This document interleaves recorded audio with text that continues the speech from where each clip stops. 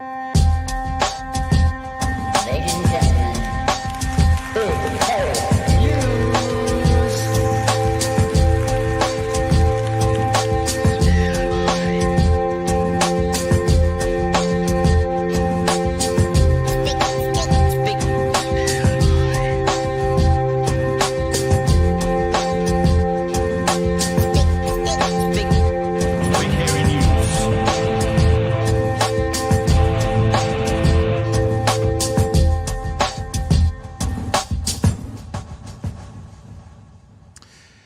Hey, kia ora koutou e te whānau. Welcome back to another episode of Big Hairy News. Chewy, kia ora. I just ran Chewy and kia ora together. Kia ora, Kui. How are you, man? Good. The horrors persist, but then so do I. The horrors persist, then so do you. Yeah, hope everyone's well. I found out something interesting about me tonight. Would you like to know something interesting about me, Chewy? I'll tell you something interesting about me. My thumbnail is stronger than my front tooth because I was biting on my thumbnail today and a quarter of one of my tooths just fell off. So, yeah, we're going to talk to you a bit about that later on Patreon. No, I'm just kidding. Straight to the dentist tomorrow, get ourselves sorted out. And, yeah, it's funny. I was thinking, you know how it appears Bomber's lost one of his teeth down the bottom. He had it removed. Mine's up the top. And it might end up being that's the cheapest option just to pull the thing out. And so there'll be people like, you look like Bomber. And like, so from now on, he might be the guy with the gap down the bottom and I might be the guy with the gap up the top. So you tell We'll find out on Monday. You know, like with when you have twins, you give one of them a red wristband, one of them a blue wristband, so you can tell them apart for the first 4 years of life. It might be lower tooth missing, upper tooth missing. That might be the way you can do it. Kia ora whānau. If you are with us and you're with us live, make sure you share this link to the show right now around your social medias.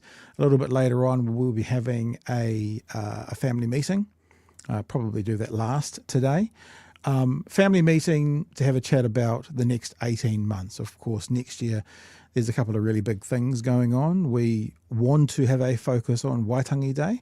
And we want to obviously have a focus on the election. So we just wanted to talk to you guys about what we are doing. And then we kind of are going to get to go, here's the options, here's how you can be involved if you want to be. So it's a family meeting, and that'll probably be the last thing we do tonight.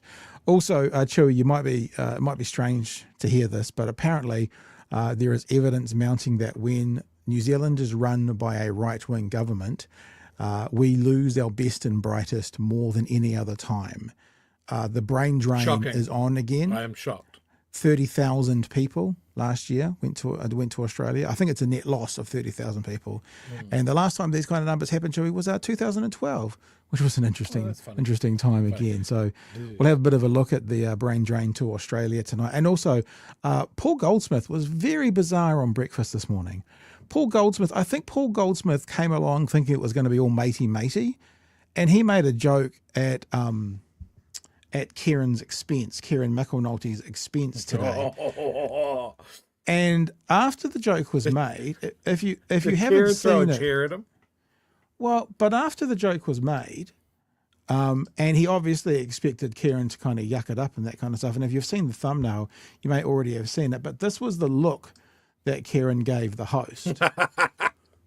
That's the moment after Paul Goldsmith made some kind of joke that didn't land, that nobody but he laughed at. And then Kieran McAnulty was a bit like, excuse me? So, yeah, it was a strange appearance by Paul Goldsmith, but quite an interesting conversation between the two of them. And they used up most of the time talking about media and about the TVNZ media bias stuff that's happening at the moment. So it is pretty much all we're going to look at is the stuff they talk about to do with media. But it was interesting. So we'll have a squiz at that as well. So lots going on. We also are going to start the show with a guest.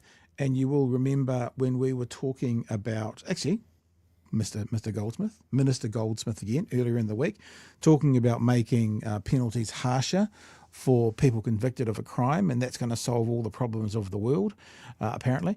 And we brought up this story from the University of New South Wales, which is by Ben Knight. Ben Knight is citing an Emeritus Professor, and that's Professor David Brown. And we have the honour of actually having a chat with Professor Brown right now. So we welcome him to the show. Good evening, Professor Brown. Welcome so much to the show. Good evening, Pat and Cherry. Nice to be with you. Kia ora. We're in an interesting stage of life over here in New Zealand. Now you're in Sydney, but you're a Kiwi back in the day. We're a Kiwi, but living in Australia, working in Australia now. So you're part of our brain drain. What? And when you said you went there in 1974, who was the government in 1974? Oh, Any ideas? I remember when I was doing postgraduate research in England just before I came to Australia, and being very proud of Norman Kirk sending the boat to Mururoa. So Yeah. but that was a year or so before I came. I can't quite remember exactly in 74. I was just going to see if we could link it into the brain drain we've got at the moment, because obviously, Professor, you've got a big brain and you were drained out of New Zealand at some stage. Anywho, we've got an interesting conversation going on in New Zealand at the moment, where this current government is telling us harsher sentences, longer sentences, up to and including, quite literally, Paul Goldsmith this week said, well, if they're in prison, then they can't commit crime. And that's going to be the solution for all of our worries and troubles when it comes to crime in New Zealand, is longer, harsher punishments. Now, when we watched that clip earlier in the week, we used that item or that post written by Ben Knight, which quoted you. So we thought, let's go, no offence, but directly to the horse's mouth, so to speak, and say to you, David, what can you tell us about the links between harsher penalties and the deterrent of crime? Yeah, well, I call deterrence a dirty secret of the criminal justice system. The courts put it more politely. The New South Wales Court of Criminal Appeal calls it a structural assumption, and it's an assumption that really has very little backing. There's a whole range of components of that assumption. The first component is that offenders know the law. Now, even lawyers don't know all the law. Some laws, particular laws like, for example, public order offences, are really, really vague and nebulous. People on demonstrations are dragged off and arrested. They don't really know what particular offence, if any, they've been arrested for. So public order offences are notoriously so that's a big assumption, that every potential offender, say, knows the law in the detail. Secondly, the assumption that they also know the penalties. Now, the penalties are composed of, like, the maximum penalty that's available for that offence, which is the most serious example of an offence of that type, and the more regular kind of going tariff, what you're likely to get for a standard offence of that sort. So that's the second assumption. Firstly, you know the law. Secondly, you know the sentences. Thirdly, that you're engaging in some kind of rational calculation, and you're not affected by anger, rage, passion, peer group pressure, drug or alcohol issues, psychological disturbances of various kinds. And of course, those are factors that are affecting a lot of people who are making decisions. That people who are committing crimes aren't necessarily making some really clear-cut, considered, rational sort of view. The fourth assumption behind deterrence theory is that people have a belief that they will be apprehended, prosecuted, and convicted. And that's a very questionable belief, because we know from police clear-up rates and reporting rates and so on that, the actual proportion of crimes that lead to conviction is minuscule for many sorts of offences. And then fifthly, that the people are unaffected by or not influenced by a wide range of social, economic, cultural factors creating the context within which they act. Now, criminological research, of which there's insufficient on deterrence, suggests that all those multiple assumptions underlying deterrence theory are really unwarranted and are highly problematic. So, but the whole criminal justice system, the judges, the society at large tends to assume that the general deterrence, which is deterrence of other people, or specific deterrence, the deterrence of that particular individual, is is just there and it works. You said that there's insufficient research on deterrence. Why is there insufficient research on deterrence? It would seem to be a logical thing. Is there any nefarious reason, like people don't want to do it because they want to be able to say we're tough on crime? I think there is some difficulty. You can either do it by using research, using statistical data, and there are problems in doing that. And secondly, you can do it by actually interviewing people. You would go into prisons or interview offenders, and what did they have in mind? Were they thinking about the penalties and the severity of the penalty when they committed crime? And there's some research along those lines, and that has tended. One of the clearest and most robust findings out of the criminological research on deterrence is that what we call marginal deterrence, that is the severity of penalty, has no or almost no effect at all. It doesn't matter if someone's going to get 2 years or 4 years. That really doesn't affect whether they are going to commit the offence or not. That's a pretty clear-cut finding. The other pretty clear-cut finding from the research is that the likelihood of apprehension, it does have some effect. So if people think, well, I'm going to do this particular act, but and then I'm going to be prosecuted and convicted, that likely findings out of the deterrent research. Otherwise, it's just I'd call it a myth. It's just a structural assumption that's probably so important to the whole kind of sentencing complex that people don't really welcome research into deterrence theory. I wonder as well, and obviously we the general public, not the people looking into this research, can sometimes simplify things. But if in America they have the death penalty in some states, and in those states they still have quite a high murder rate, that kind of says to me the most serious of deterrent in the criminal justice system doesn't stop it. Do we need to go any further than that when making policy? Yeah, indeed. I think that's a really good example. In fact, of course, the states with the highest, with the death penalty and the highest rates of execution are also those states that are the most violent and have the highest crime rates. So far from driving the crime rate down, it has exactly the opposite effect. And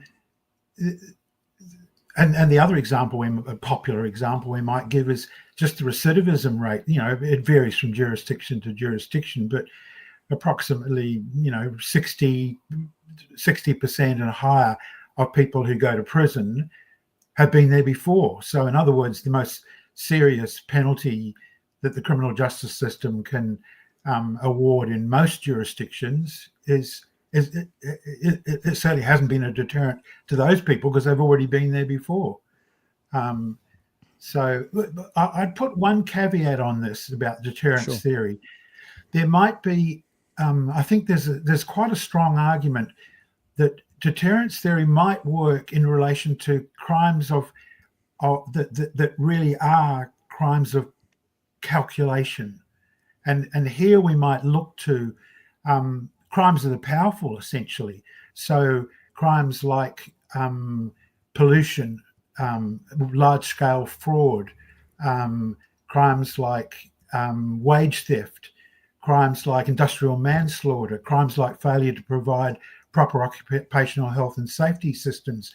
Those are crimes committed by, in many cases, very large corporations who are very, very well resourced, And there may well be an economic calculation that it's better to face up to the paltry fines, essentially pocket money, that they will receive if, on the very unlikely chance they happen to be prosecuted, and then with a battery of very expensive lawyers happen to be convicted on that offence.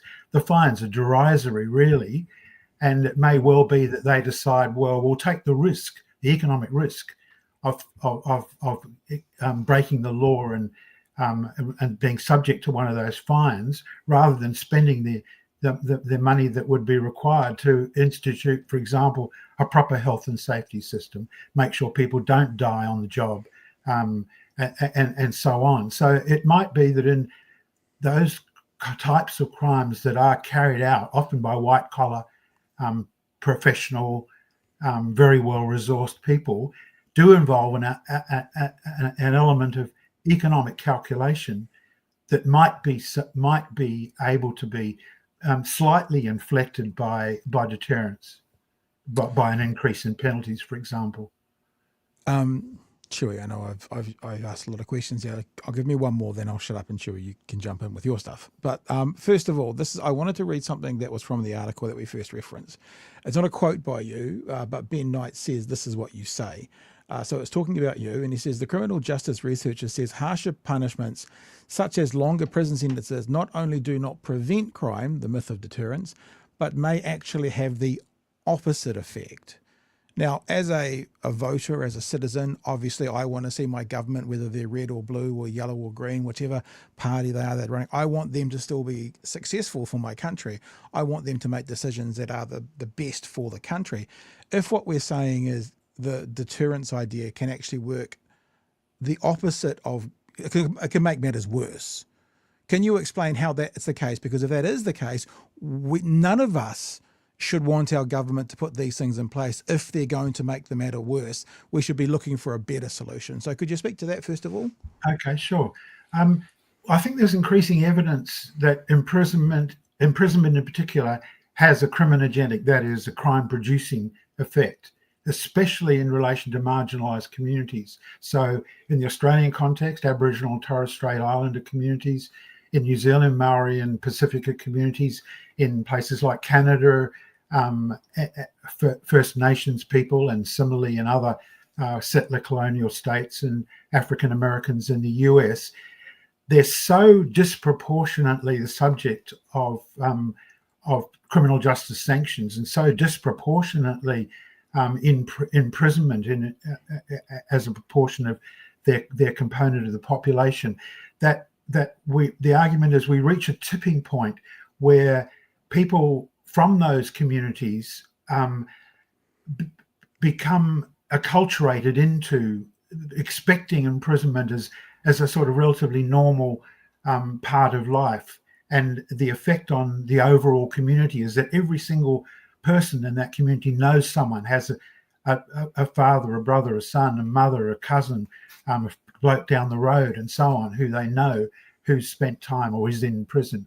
And that becomes a kind of a normalized part of expectation of life.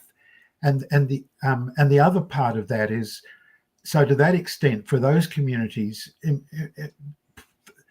increasing imprisonment rates from those marginalized communities only has a deleterious effect and an increasingly crime-producing effect. People think, well, that's just the way it is. We're just going to be subject to these kinds of laws.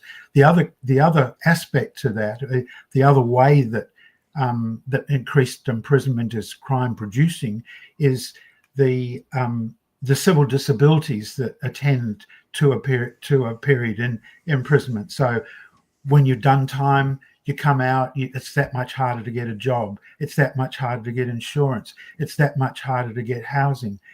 It's that much harder to, you might have lost contact with your family and friends, for example. You're increasingly stigmatized in all sorts of ways. You have difficulty paying off debt.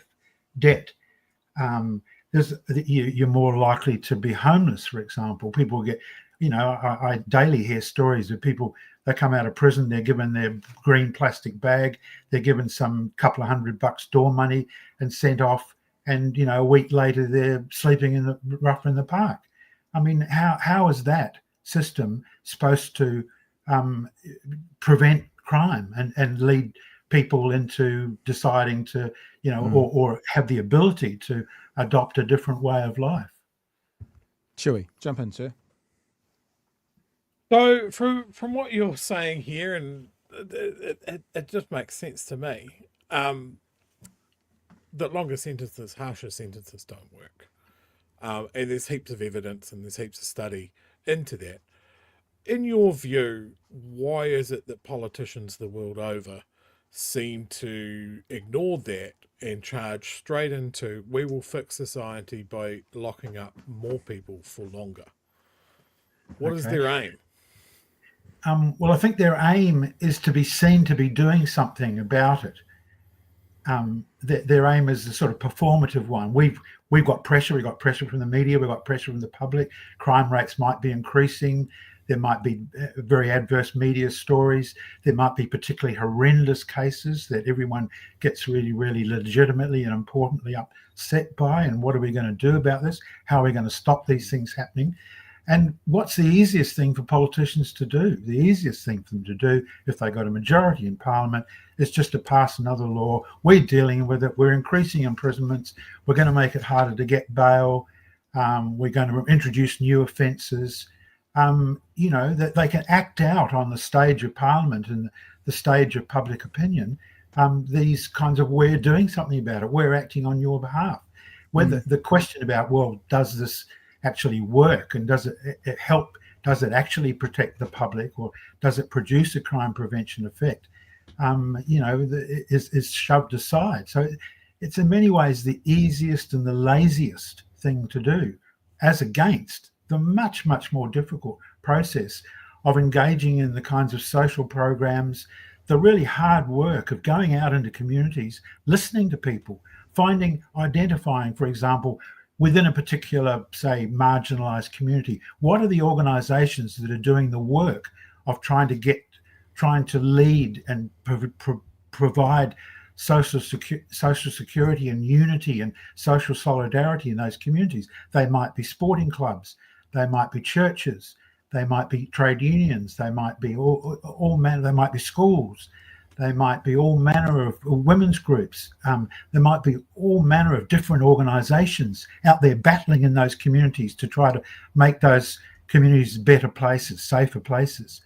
What politicians need to do is both do the research, go out, listen to those people in those organizations.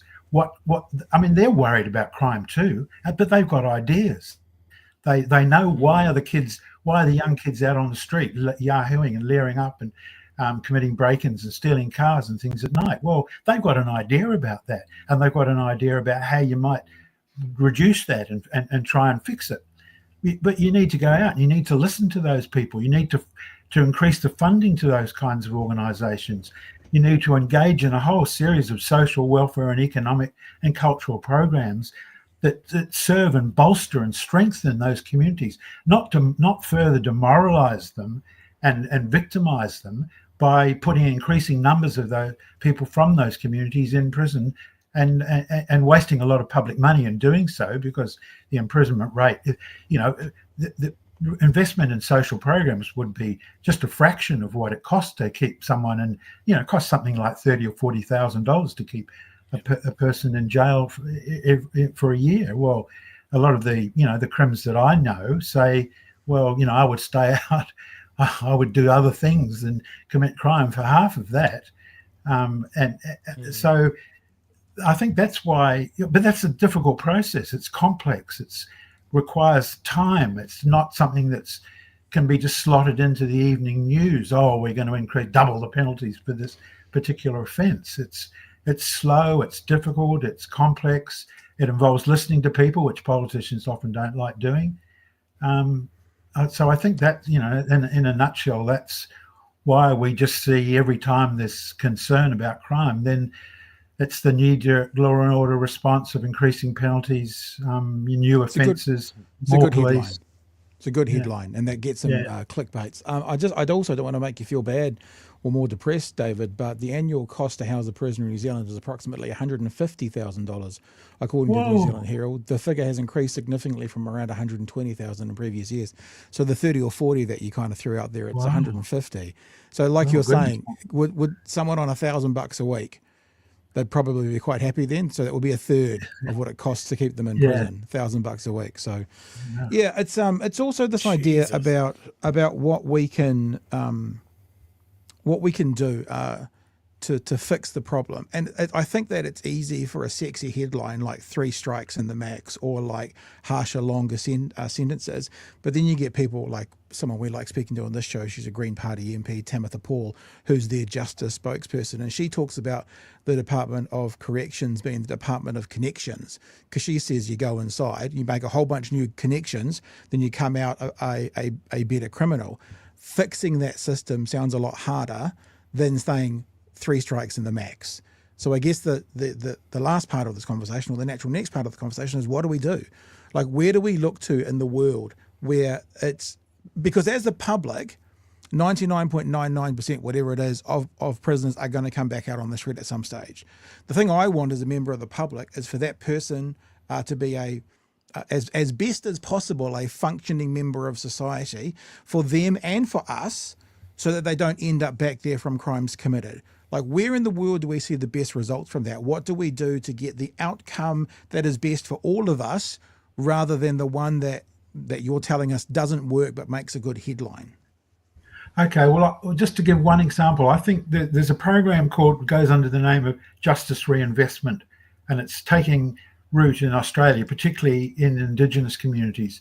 It arose in the States, where some social researchers came up with the notion of $1 million blocks. And what these were one block of housing in a city, which had, in which more than $1 million was spent imprisoning those people from that block in a year. And they thought, well, these were blocks that were largely in poorer sections of the city. They had very little social provision, and the researchers started to say, well, what if, instead of spending the money sending people off to prison, why don't we set up employment programs? Why don't we set up drug and alcohol programs? Why don't we try and rebuild the infrastructure of these decaying parts of the inner cities? And when they did that, they tried to divert the money away from in prison to actually producing social provision. Then they started to see reductions in crimes in those areas. That's been picked up in the Australian context, largely within Indigenous communities. It's been given some backing by the federal government, who the Labor government has allocated $80 million for Indigenous communities to apply for funding to set up justice reinvestment programs. And just to give one example, in Burke in New South Wales, a Marinduka structure, which is a structure of elders and Indigenous community leaders, who then negotiate with social service providers and the police to try to introduce a whole series of sort of broadly crime prevention schemes. But it's not just it's not just aimed at crime. It's aimed at things like school retention rates. Why aren't kids in school?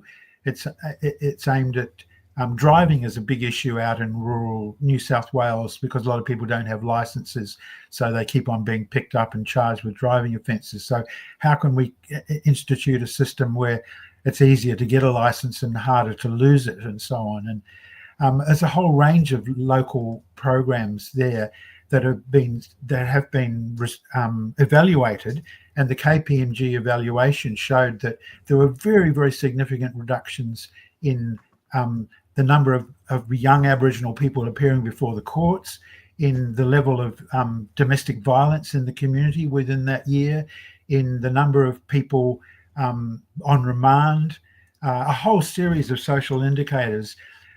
There were improvements of the order of about 30% just from this program being instituted within a 1 year period. So a number of other Aboriginal communities are are coming up with plans. But the key point of this plan is that it's community driven. These are the people who work in hand in glove with the social service providers, and they're at the table and they're providing the input and the knowledge and saying, well, this is what should happen. And in some cases, reaching understandings, memorandum of understandings with police about how police will police the particular community and so on. And so I think when you ask about, well, what can be done, again, this is hard. It's not easy, like just let's increase penalties and make a splash on the evening news. But it does emphasize that significant crime prevention and social cohesion, community unity gains can be achieved, but in part by kind of decentralizing government. In a sense, you kind of give up. Politicians have got to learn to hand some of the power back to local communities and listen to what local communities say about how best to improve those communities and how to deal with the, admittedly, in many cases, adverse behaviours that are going on within those communities. They dislike them as much as anyone else and are blighted by them, but they want to improve the situation, not to make it worse. Really interesting. Chewy, you got anything you want to wrap with? I think my takeaway here is so what we need to do here is the exact opposite of boot camps for teens. That's my all bold, all caps, underline, flashing lights around it. Any sign of boot camps for teens being the solution to social problems, you are heading in the exact opposite direction from where you should be going.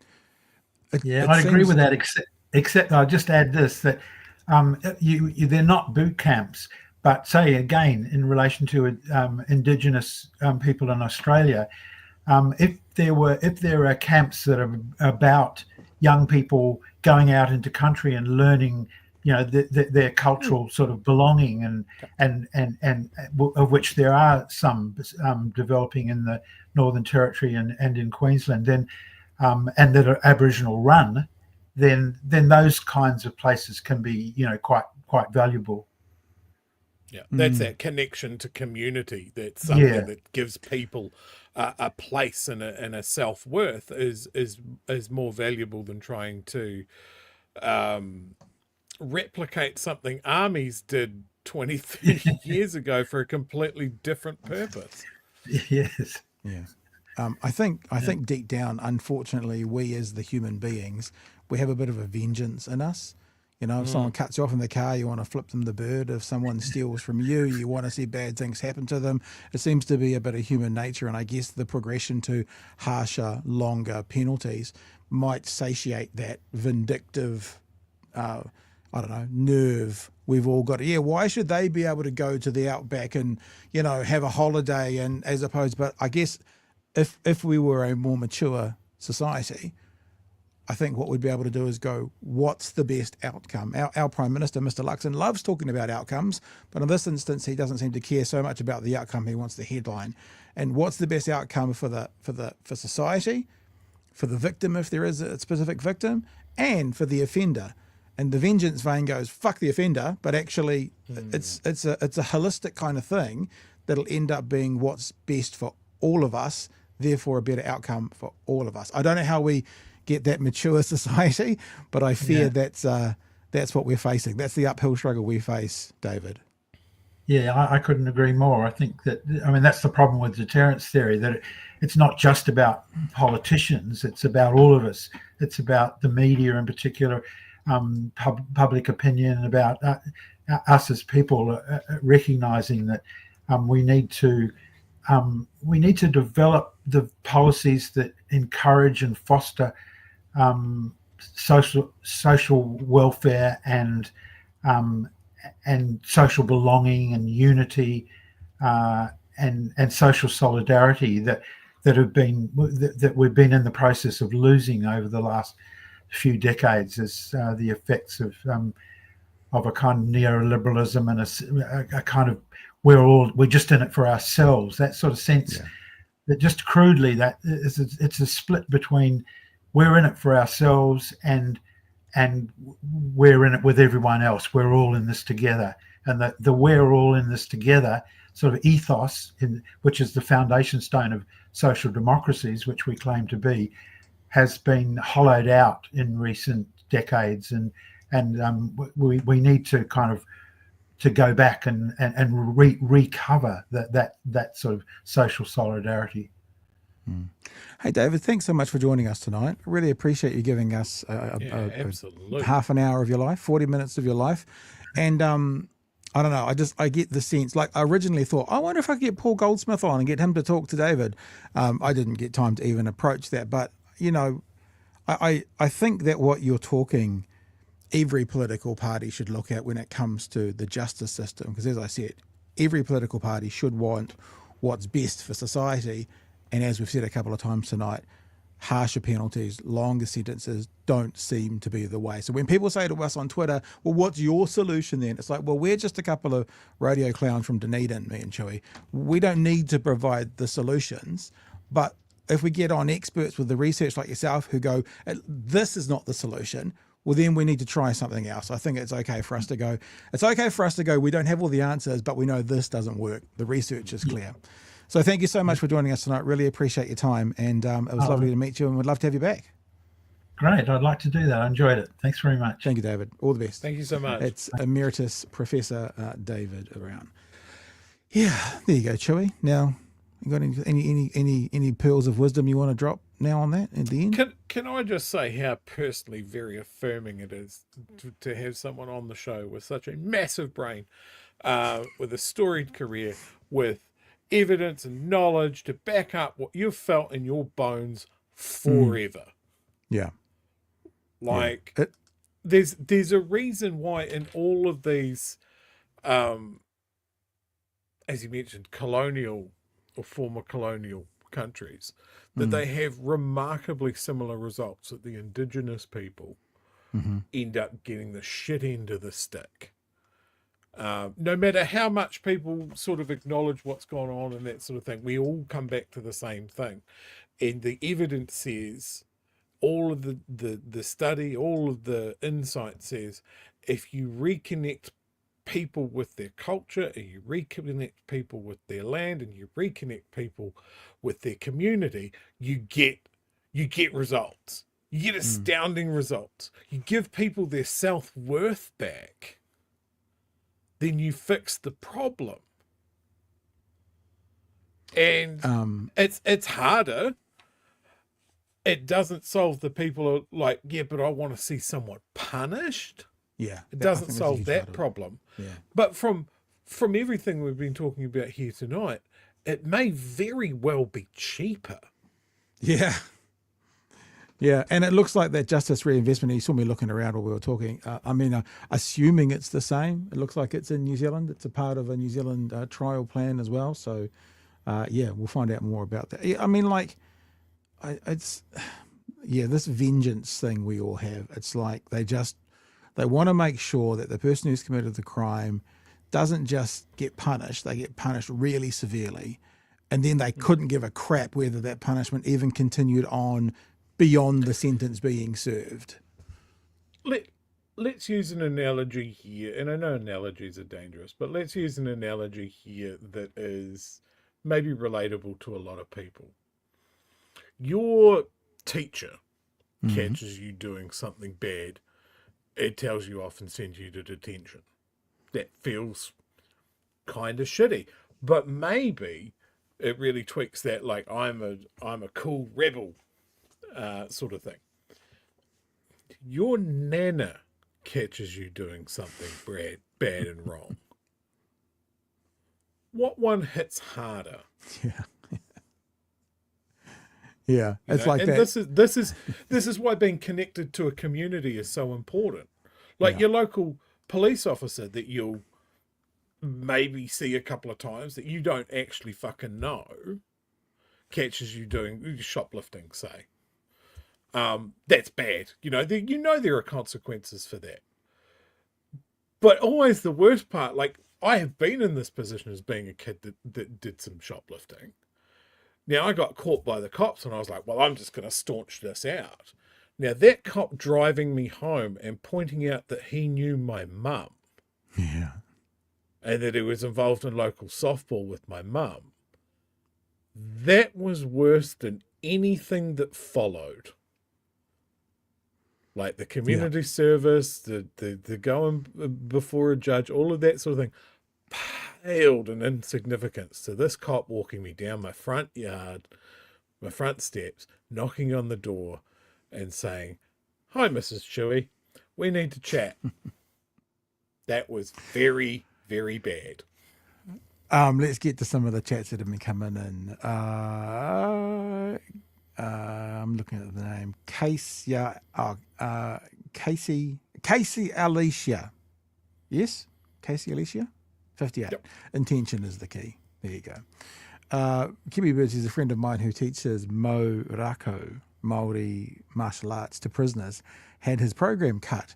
It was having positive results for Māori men. It's a shame. Dresnaughts says, late fee, my G's, I was watching the haka party incident. Oh, though, yes. So hopefully that's a good enough excuse. I don't know if there's ever a good enough excuse for being late, but fine. That's up there though. That's excellent. If people are unaware of that, go and hunt it out. It is a good watch. Donna says, Kaupapa Māori Addiction Services has a high rate of recovery. Gold just says late fee.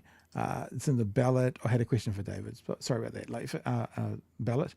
What do you say the people who want a person sentenced to no parole but want them to be released like a prisoner on parole? So I guess that means what I was saying before about how we want to get them to serve their sentence, serve it harder, and then when they come out to still kind of have that hanging over them as well, maybe. Deterrence didn't work for Tim Yago, says Kiwi Bird. I thought Yago getting a few mentions there. Deterrence didn't work for twice convicted fraudster Damien Grant. I thought that was such an interesting point from the professor about intentional crime, and quite often it's that business stuff, or or fraud stuff, or things that your small Māori boy from Porirua is not doing. It's the one that the wealthy guy sitting somewhere in the middle of Wellington's planning out, that kind of stuff. Thinking I'm much smarter than anybody else. I can get away with this. Yeah. Consequences won't catch up with me. Yeah. Yeah. And JC says the solution is a free call number that people can call to see what the penalty is before they do something naughty. Rajan says, saw Superman this evening, highly recommend it. Arvid says, a chihuahua to you too. And Kiwi Bird says, have you tried super glue on your tooth? No, but it's quite difficult to talk because it's rubbing on the inside of my top lip. I'm not enjoying this feeling. Right. That dog has been looking at me, wanting to leave. Do you want to go? Do you want to go? You can go. You can go. Okay. Oh, God, fucking yay! Playtime. Kids are upstairs, so there you go. Like someone let go from fucking detention. They're just gone. Hey, let's have a look at this story around the brain drain. It's not a long one, but then we've got a couple other things to get to, so we'll get to it. This is 60 seconds with Acting Prime Minister David Seymour from this afternoon, talking about why. And we thought they'd gone past the blame Labor, not entirely.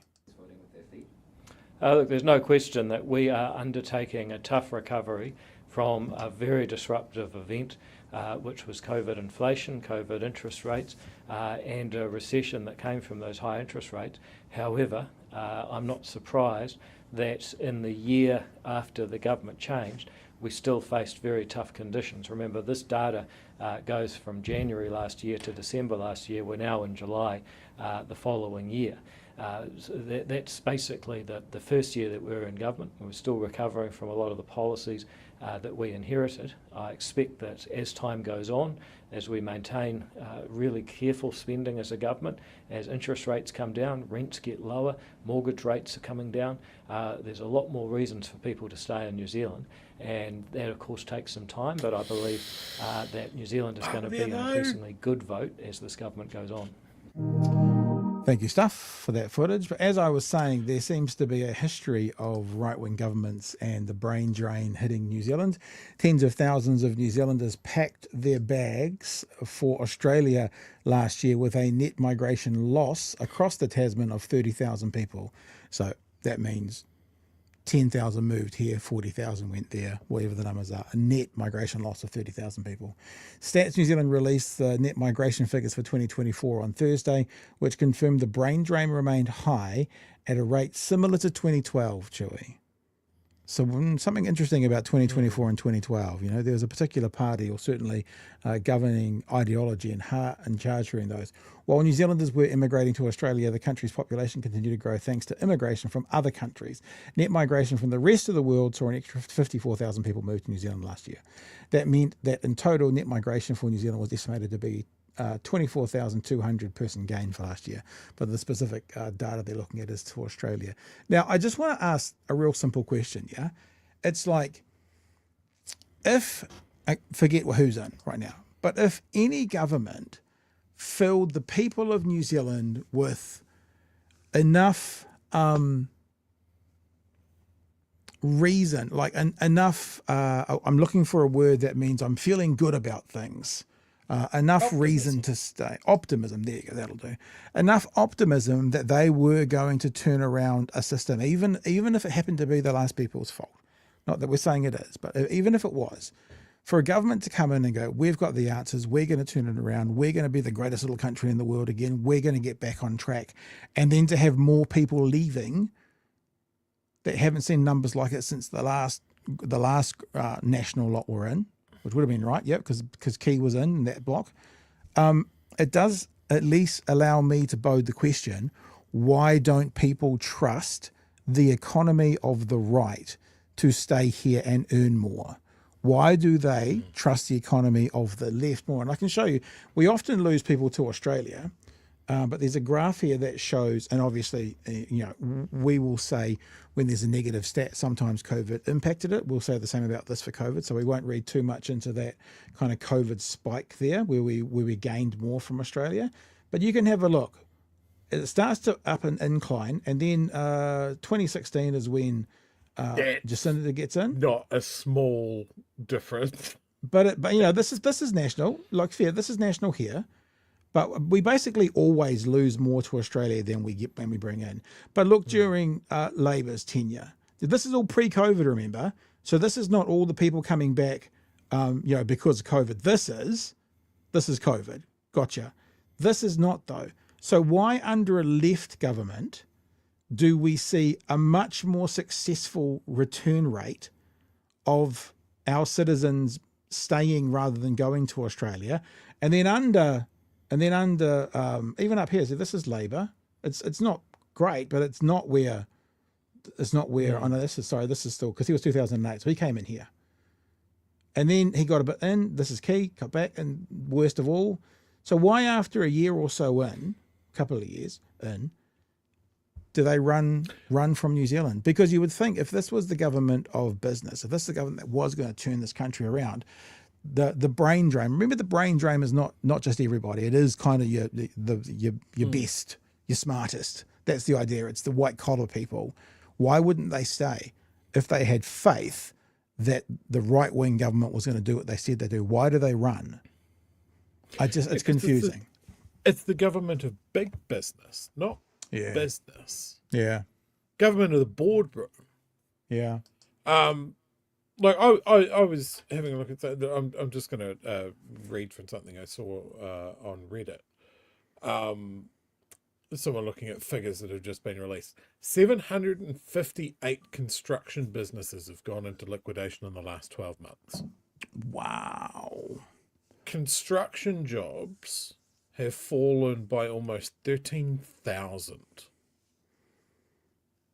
Wow. Now, I would say that those construction jobs have either all or in the vast majority gone to Australia. Just wholesale. Yeah. Now, that's because we've seen, you know, the government's building program, kind of aura building stuff that would have kept local construction companies ticking over, would have kept it worthwhile to take on apprentices, that sort of thing. They've just been cancelled wholesale to save the government money. And the government's now selling off these locations from one end of the country to the other. But they have lost sight of those flow-on effects that we talk about. Again, cost of everything, value of nothing. They have lost the money that would have gone into the local economy, the tax dollars that those companies and workers would have been paying on their income and their spending. We've lost all of that. And we've also lost all the flow-on effects. No, they won't come back. They'll establish their lives overseas. They'll meet someone, they'll have kids, they'll stay over there. Once they're gone, it's very hard to get them back. We need a global pandemic. Fingers crossed. And then the other flow-on effects is obviously the cost to New Zealand of having an unhoused population or an underhoused population. It dovetailing into the conversation we've just had, one of the big factors in making sure that people don't fall into that life of criminality or bad choices is security of housing. So it's just so clear to me that this government does not have a holistic view, a whole pathway. Like, if we do this, what happens to this? What is the benefit here? What does this do? They've just knocked out Jenga pieces without really knowing what's holding the whole fucking thing together. Yeah. But losing 13,000 tradies in a year. Yeah, that's a lot. It would be interesting to find out what percentage that is, because 13,000 sounds like a lot, but then you think about how many tradies there are. I mean, that's going to be a tiny subset comparatively. Like, is that 10% of our tradies? Like, well, how many are there? That's terrifying. How many of those are essentially small business owners or future small business owners, sole traders or small, you're talking about an owner operator and 2 or 3 employees and an apprentice, those sort of small businesses. But those are the guys that are doing people's renovations and kitchens and additions and building new houses and that sort of thing. And they're just fucking gone. We can't replace that. And then when you look at, obviously the discussion about net migration and that sort of thing is like, are we losing 13,000 tradies, and with the guys coming in, are we getting more tradies from a different country? Probably not. Yeah, I've just done a Google search and I've got that AI overview. This is construction though, not tradies. 308,500, 10.7% of the total workplace. So if that's the same, that's 100. That's a third. No, what did you say? No, 13. Sorry, that's 3%. 3%. 13,000, not a third. But it says here the construction industry is 10.7. Means it's a significant employer. The construction workforce saw an increase of, ironically, 13,700 workers between 2022 and 2023. Despite the large number, the industry is facing a skills shortage, with estimates suggesting a need for an additional 50,000 tradies by 2022. So we're already well undermanned in tradies, and now we've just lost a big chunk more. And that was a problem that Labor had identified years ago and gone, we need to turbocharge an apprenticeship program. And they did, and it was starting to pay dividends. And then the current government came in and went, I don't know, teaching people trades is woke, and got rid of it. Short-term thinking.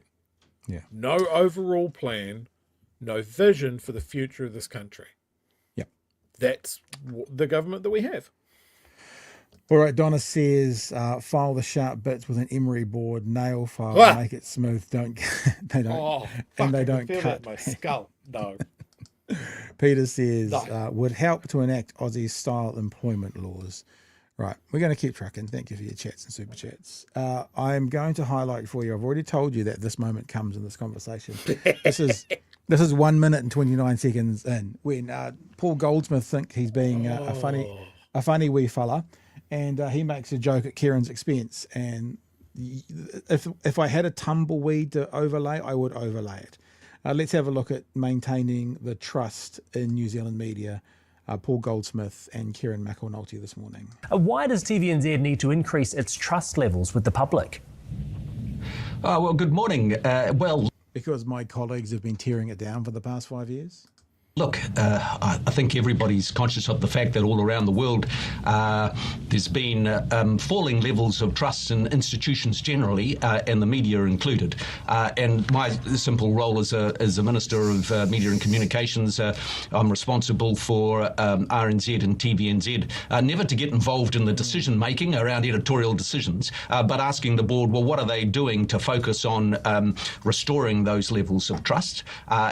He should probably tell Winston Peters and David Seymour that about not getting involved in the editorial part of those things. You know, like if you don't do better, we're going to cut your funding. Might be worth having a wee chat to some of your mates there, Paul. And also, you know, ensuring that they're getting good audiences. And so they're the two levers that I pull. I'm encouraging them to be very bold in their goals to get that level of trust up and to demonstrate that they've got a plan. And so it's great to see that TVNZ's responding on that way. TVNZ currently rates fairly highly in terms of trust with the public. Why do you think it needs to be perceived as more trustworthy? Oh, well, look, I mean, I think if you're a government-owned institution, I think it is important to be very clear that there's no particular angle that's being delivered, so that's something that's always that the institution needs to be conscious of, so that people have trust. You know, it's an important part of our democracy, the fourth estate. Providing scrutiny on people like Kieran. They definitely need some scrutiny, that's the job. Well, we need to put scrutiny on the government, probably even more so, yes. though, don't we? Are we confusing the fact that... Did you like that? It's like, I feel like with the Bush and Kieran have a relationship, they're mates, but, you know, it's like that old adage, you can call your best mate a fat prick or whatever and it's fine, but if someone that you're in town with shouts it out to them, it's like, it's, you know, some people get to throwing hands. It's not the same thing. And it feels like Goldsmith here has tried to be, oh, this is the blokey captain's corner thing. Let's do that. And Kieran's just like, I'm not having any of that. Scrutiny, that's the job. Well, we need to put scrutiny on the government, probably even more so, yes. though, don't we? Are we confusing the fact that politicians maybe, it might not be an unfair question, but a question that they just don't like? Oh, yeah. Well, of course. I mean, look, if you go to a public meeting as a politician, there'll people be standing up and saying, yeah, what are you going to do about the media? And my standard reply to that is, a politician complaining about the media is like a farmer complaining about the weather. Well, you might be right, but it's irrelevant. You've got to deal with what you've got and survive in the context and background that you're dealing with. And look, I think overall we're well served by media across the board in New Zealand. But that's not, that's a judgment that everybody will have a different view on. All I'm saying is, as a minister responsible, I want to be clear that the institutions that I'm accountable for ultimately have a clear plan and a goal to improve their levels of trust. And this is all kind of talky. It's like, to me, and I know this probably doesn't go hand in hand, but I don't care about trust. I care about truth and accuracy. Because the reason that someone doesn't trust, for example, an RNZ is either because they're untrustworthy or because they've been led to believe they're untrustworthy. Now, I believe it's much more likely the latter, the second one, led to believe, than the former. And that's what we see with Trump, and that's what we're seeing flow through with people like Peters and Seymour. So how do we get more trust in society? I don't care about that question. How do we make sure we're more accurate and truthful? How do we make sure that the foundation of what we broadcast RNZ begins at accurate? Like, I remember conversations with Jon Stewart, and they were talking to, he was on Fox News talking to someone who was, the Fox News host was comparing what they do to what Jon Stewart does. And he goes, the show on before me is puppets making prank calls. We run all of our stories through a filter of comedy. That's where it starts. It starts with comedy. That's not where a news organisation should start. They should start with fact and truth and accuracy. And if people still then don't trust it, I would get to that point that they've been led or convinced that they're not trustworthy rather than being not trustworthy. So I don't think you need to worry about the trust that your audience has, if you're being accurate and they still don't trust it, then that probably says more about them. And in this day and age, you can take the horse to water. We've done this. We can push the face into the water to try and make it drink. And if it still chooses not to drink, then that's on the horse. That's not on the person taking them to water, Chewy. I think the other thing here is fronting and saying, well, the audience doesn't trust the outlet, or they don't trust the media, or that sort of thing. It prepositions that thought that the media can't be trusted in someone's head. Trust doesn't come straight away. Trust is earned. And exactly like you said, like, if you're worried about whether your audience trusts you before you do anything else, it's not going to work. It's like respect, right? If someone comes in and go, well, I'm the big dog, you have to respect me, and you don't know them, then you go, well, why do I have to respect you? Prove that I should respect and trust you. And I think that the position where Radio NZ is at the moment is they're not thinking about either of those things, or not as much as they should be. They're thinking of, holy shit, we've just had our lifeline severed. Yeah. And maybe if, do we take that as like the people that fund us, the people that agree with our funding, aren't happy with the way that we're doing it. So it's either we die or we pander to the people that do our funding. They are not, I think, feeling very secure at this point. They say the wrong thing, they have Winston fucking go off on the 6 o'clock news at them, or threaten that they're going to be shit canned completely. And then they've got this damp squib just rambling about shit that it definitely doesn't have the ring of authority or truth. Like, if we're talking about trust, I don't trust this guy.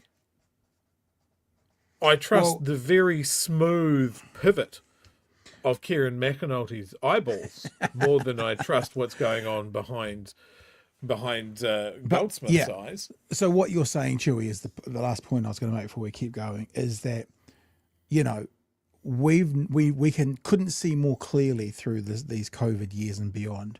People trust people who are wrong. People trust people who are delivering dis and misinformation. People trust places like The Platform delivering piles and perspectives of dog shit like you've never seen before. So that's why I'm like, I don't care about trust. I actually don't. Because it's a bit like in the political world, you're never going to get over the thing. You'll never grab it. Yeah. But accuracy, because the thing is, this is what you'll find when someone says, I don't trust that, probably what they're saying is, I don't believe that. Probably what they're saying is, my worldview doesn't concur with what you're saying. Doesn't mean you're wrong, like the person delivering that information. It means that the other person doesn't agree with you. So because they don't agree with you, they don't trust you, even if you're right. So this whole kind of, and you know what's going to happen with freaking TVNZ? They're going to get had up for not being even-handed, like we've always talked about. When you have and not that they've done this, but when you have a climate change conversation, you should have one from each side. Well, that might look like it's balanced, but that's not accurate. It's not. Accurate would be 9-1. Probably actually 99-1 would be an accurate panel, even though it looks like it's balanced. So yeah, I think accuracy and truthfulness, and we've said it here before again, and I mean, we're going to go into a family meeting soon, but what we aim to do is be accurate and truthful, try as best we can to be accurate and truthful. And if we don't feel that we can be accurate and truthful, let you know that this is an opinion. Because what else can you do? Opinions aren't invalid as long as they're shared as opinions. Opinions are flawed. Opinions are perspectives based on what you believe. And that's what we've always tried to do. Anyway, let's get to the end of this. It's got about 90 seconds, eh? That's important.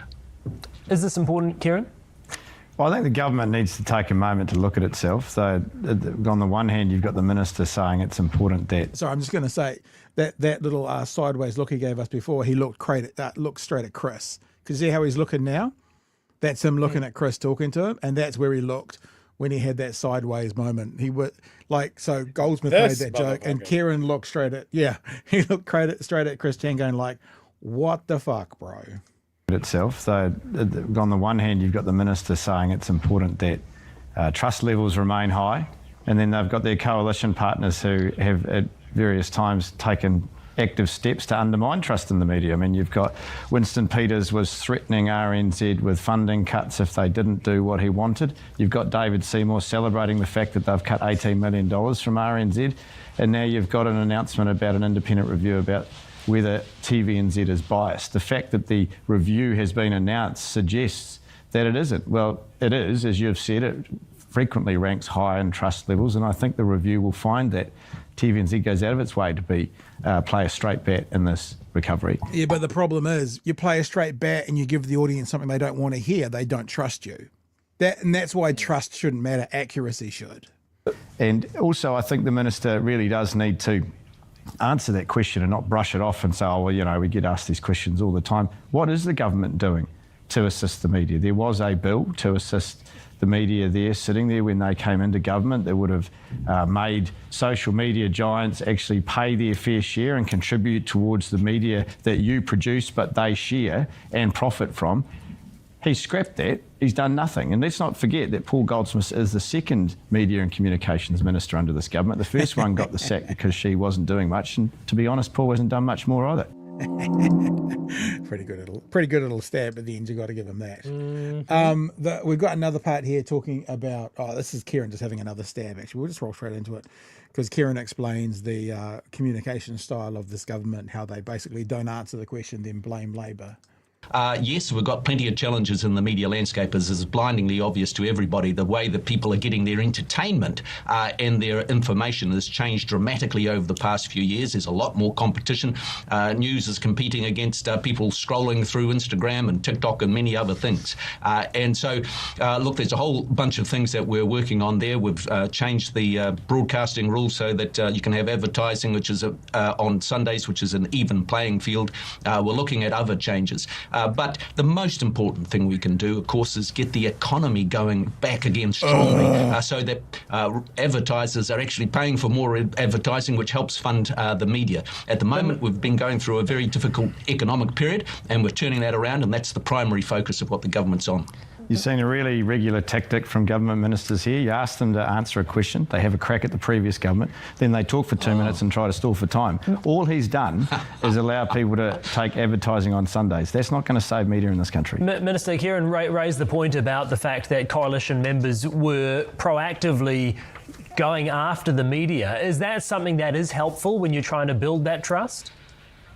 Well, look, obviously the leaders of other parties, coalition parties, are responsible for their own comments and actions, and they're perfectly capable. No, they're not. Sorry, my dude. The Prime Minister opened the door. He is he's the CEO, right? If he's the CEO at Air New Zealand and one of his managers does something abysmal, ultimately he's responsible. That's why they say, I'm the person at the top. Ultimately, I'm responsible. So we fired that person and I'm apologizing to my shareholders. That's how a CEO would handle it. So I'm sorry, Mr. Goldsmith, but you don't get to shirk it away by going, nothing to do with us. They're responsible for their own comments. No, they're not. Because he's the CEO Prime Minister. He sold himself to us as a CEO Prime Minister. That means what his managers say, he is ultimately responsible for. That's the business model he told us all he was going to run this country like. So I'm sorry, homie, don't play that. We're not going to let you off like that. Ultimately, Christopher Luxon is responsible for everything, every perspective, every angle that comes out of David Seymour's or Winston Peters' mouth, because that's how a CEO would take ultimate responsibility. The leaders of other parties, coalition parties, are responsible for their own comments and actions, and they're perfectly capable of defending those and being accountable for those. Yep, we're in a robust democracy. People will have all sorts of views. My clear view, though, of course, as Minister, is not to get involved in decisions about editorial decisions, but really just to ensure, like what I think all New Zealanders would expect, given the fact that we have undeniably seen a decline in trust over the past few years. Why? Maybe you can look again to your coalition partners. Why?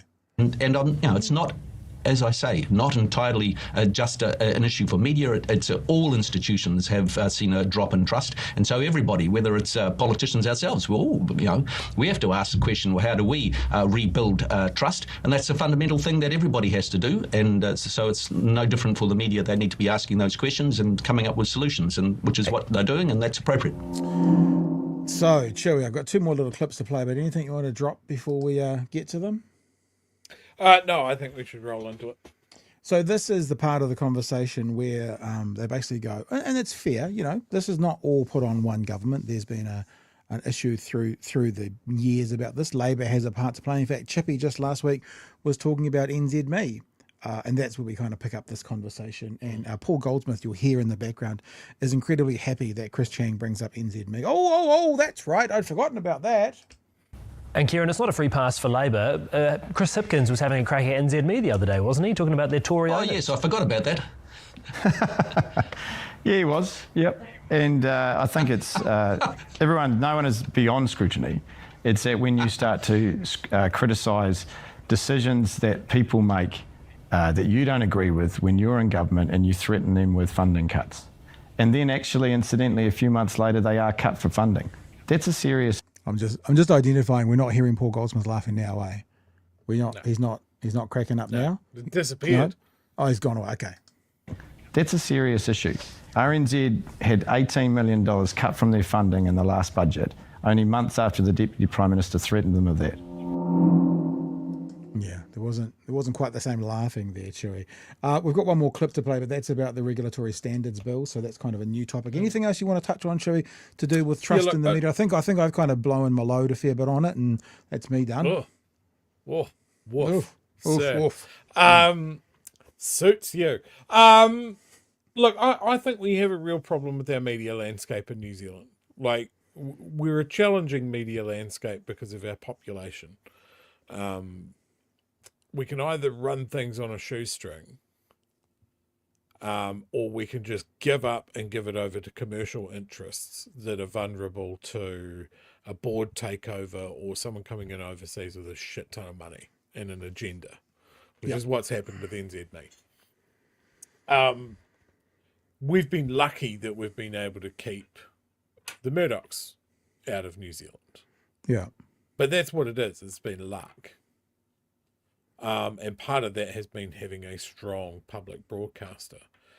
I would still like to see the timeline where we got the RNZ TVNZ merger done.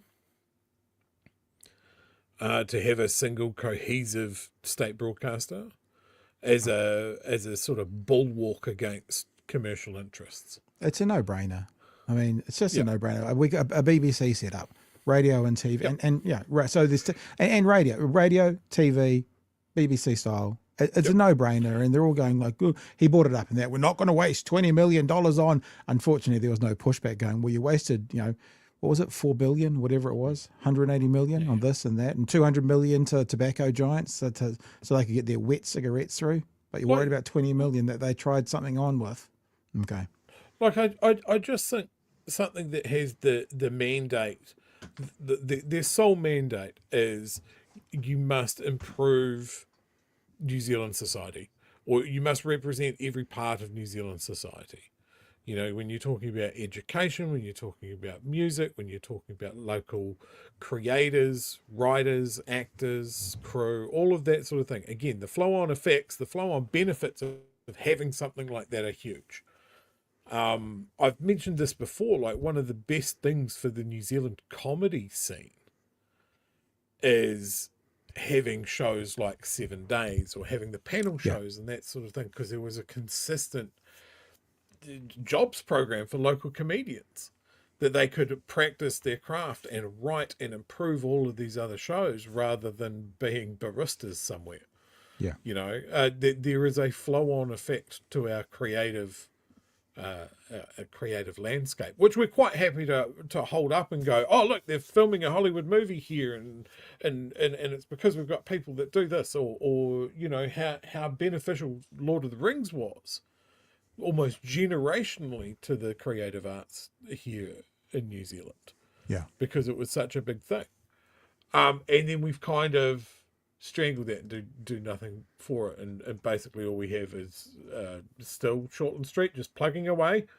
You know, they let Pat wander onto the set every now and then. But we need more than that. And I think when you have an organisation that is just like, oh, well, we need to be ads funded, or you know, it's just, we just get dreck. We get renovation shows because you can just sponsor fucking everything and it pays for itself. But it's not. Yeah. It's not improving things, is it? Indeed. Goldsmith doesn't realise that. None of these national guys do. We said this last time. Maybe it was when he was on Q&A, and he was bloody lucky not to have Jack there. But I mean, it's who he is. I don't want to criticise the man for his character, but the way he speaks also doesn't fill you with any confidence in what he's saying. It's like an Adam Sandler doing a character. You know, it's that fumbling, foibling thing going on.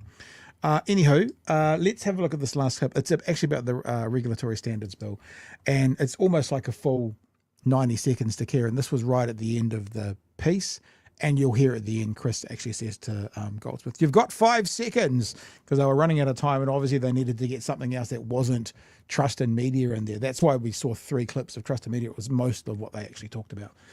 So it was last day for oral submissions for the Regulatory Standards Bill today. This was what they had to say, or Kieran had to say on breakfast this morning. Jeffrey Palmer talked about the fact that the Regulatory Standards Bill, it is basically saying Parliament is not to be trusted by saying it needs to be more transparent. Last day for submissions today. What have you assessed as the public's response to this, Kieran? Oh, it's pretty clear that the public sees this for what it is. It's a stupid bill. It's a right-wing agenda that David Seymour is pushing. He failed with the Treaty Principles Bill, and now he's having another crack through the Regulatory Standards Bill. Any bill that looks to favour people that own property over those that don't should cause concern to all New Zealanders. And just look at the range of people that have submitted against this. It's not one particular group, it's across the board. You've got industry like Transpower saying that they're concerned that this will lead to higher power prices. You've got the fishing industry saying that they do not support this, that it's not in their interest. And then you've got right across the board workers, small business, people that are involved in civic leaders like Jeffrey Palmer. They're all saying this is stupid. We've got national MPs in the back room saying they don't support it. New Zealand First is wavering. They should just get rid of it.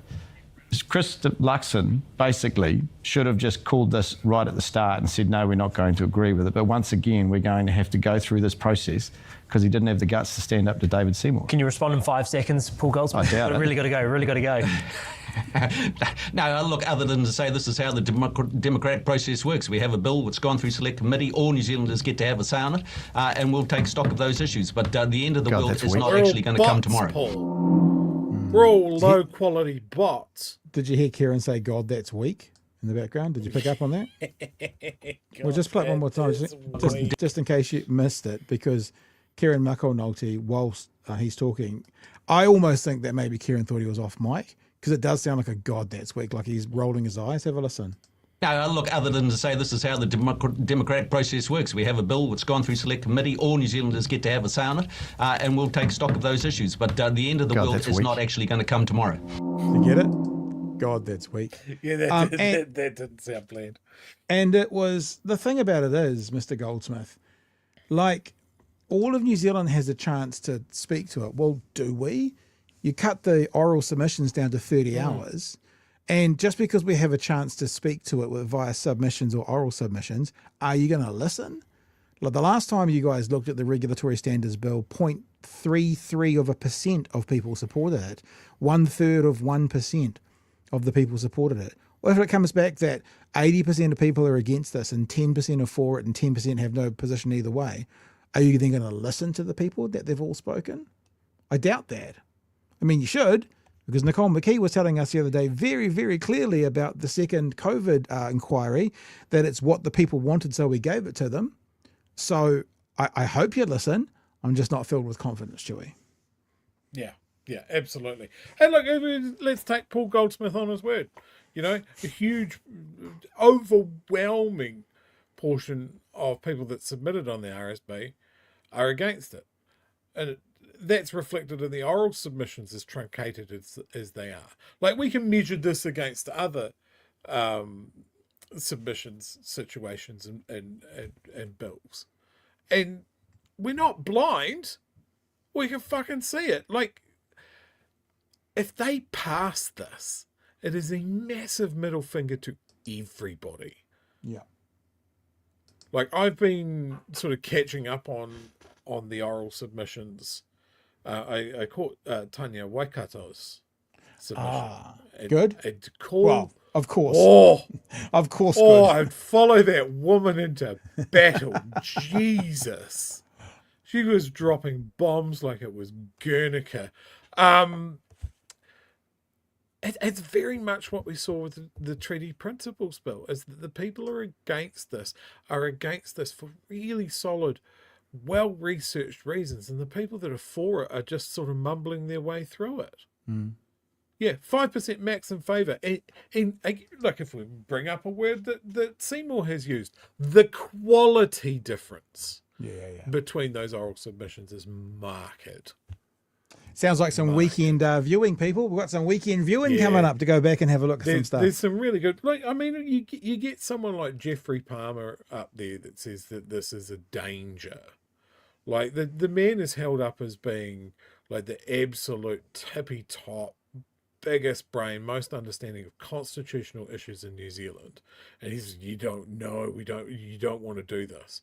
You have government entities like the SIS and the GSB saying this has fundamental security concerns, that it is creating a nexus for potential corruption and overseas influence into every facet of lawmaking in New Zealand. I saw someone referencing that and going, New Zealand First hold themselves up as the protectors of New Zealand from foreign interference. If they vote this through, that is a lie. Yeah. Yeah, and I do wonder as well, and I know that both you and I don't hold a lot of weight in Winston Peters wearing the white hat, but if anyone in that three-headed hydra knows public opinion and how to best use it, he does. And I mean, as we got told by Duncan Webb, he said he'd support a bill, maybe not this bill. So we'll see. A couple of super chats. Real quick before you do that, because we love a graph. I found another graph that kind of might correspond to that one of the brain drain, real GDP per capita growth. And it's just real interesting where those dips and valleys are. Because again, you got that 2008, 2009 here. Well, I mean, again, not to be pedantic, but 2008 was the global financial crisis. There was quite a lot of external sources. And 2020 was COVID. That's worth considering, right? And but look at that, when they say the GFC was as bad as it was as bad as a global pandemic. Yeah. And then but this is the bit that I want. The rebound. We came out of COVID in a really good financial position because of the choices that were made. Yeah. And this government has gone, well, that's great and all, but flush. Yeah, interesting. We love a graph. We've got a few graphs coming up in just a second, Whānau, because it's time. Now, look, this is pretty much the end of the show. If you don't consider yourself Whānau, you can be excused. You're all now. family. We're all fam. We're about to have a family meeting, a BHN family meeting. But before we get there, one of you has done something very bad. Now, this is your last chance. If you don't own up to it now, we're going to out you. And you ever done that to a We're group of kids? turning the show around. I've done that. I've done that to my kids. You kind of let them believe that you know what's going on, but it would be better if they admitted it. And sometimes it works. Well, when they were younger, sometimes it worked. Peter says, levy the streamers like $1 a month per subscription or ring fence their GST to support New Zealand media. It's quite nice. I like that. Ian says he just delivers a ridiculously late fee. $2 isn't that ridiculous. Key wasted 26 million on a fucking flag. You can't do this. And Amanda says Kieran for the new leader of Labour, the next Prime Minister. Well, we've said that for quite a long time, but we've kind of been told. We haven't been told personally. We didn't get a call from Kieran going, "Hey lads," but that he said very clearly no, and he says that the conversation around it just causes it to look like Labour is fractured when they're not. Finally, this get us in there. I'm convinced the regulatory standards bill is a distraction now, with the amount of experts saying this is a huge F up. Maybe. Okay, so we are going into a bit of a family meeting, probably at the end of each year. We give you guys a bit of a heads up as to where we are and what we've got planned and what's coming up. But because the next 18 months are so massive in our calendar, we thought that maybe we should do like a mid-year one, which is what this is. Now, I am more than happy to answer some questions. Now, if you want to ask us any specific questions about BHN and what we're doing and where we're going, then put them in the chat. We don't need to do super chats for it, but maybe you can do something like an AMA and ask me anything like at the start, so it's easier for us to find if anyone's got any specific questions. And maybe Chewy, even though I'm kind of going to be talking a lot, you can keep a look on that, but we should still converse in this. So I want to show you where BHN is right now. Now, at the end of last year, you'll remember we grew in viewership and numbers, that in the month of December, we did the same number of views that we did all of 2023. So it was quite a big growth. We've actively said for 2025, our focus is not so much on growing that way, like growing views, it's growing this way. We're looking for content and having more content. Yeah, we're getting fatter. And that's, you see that in, locked out, and you see that in the front line. Before we do anything, I haven't actually done this yet tonight.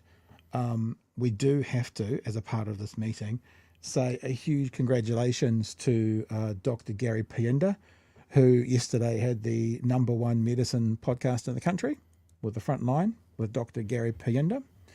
And I don't know if you're aware of this, but during a long weekend when we launched Locked Out, Craig's Locked Out got to the #2 spot of all news.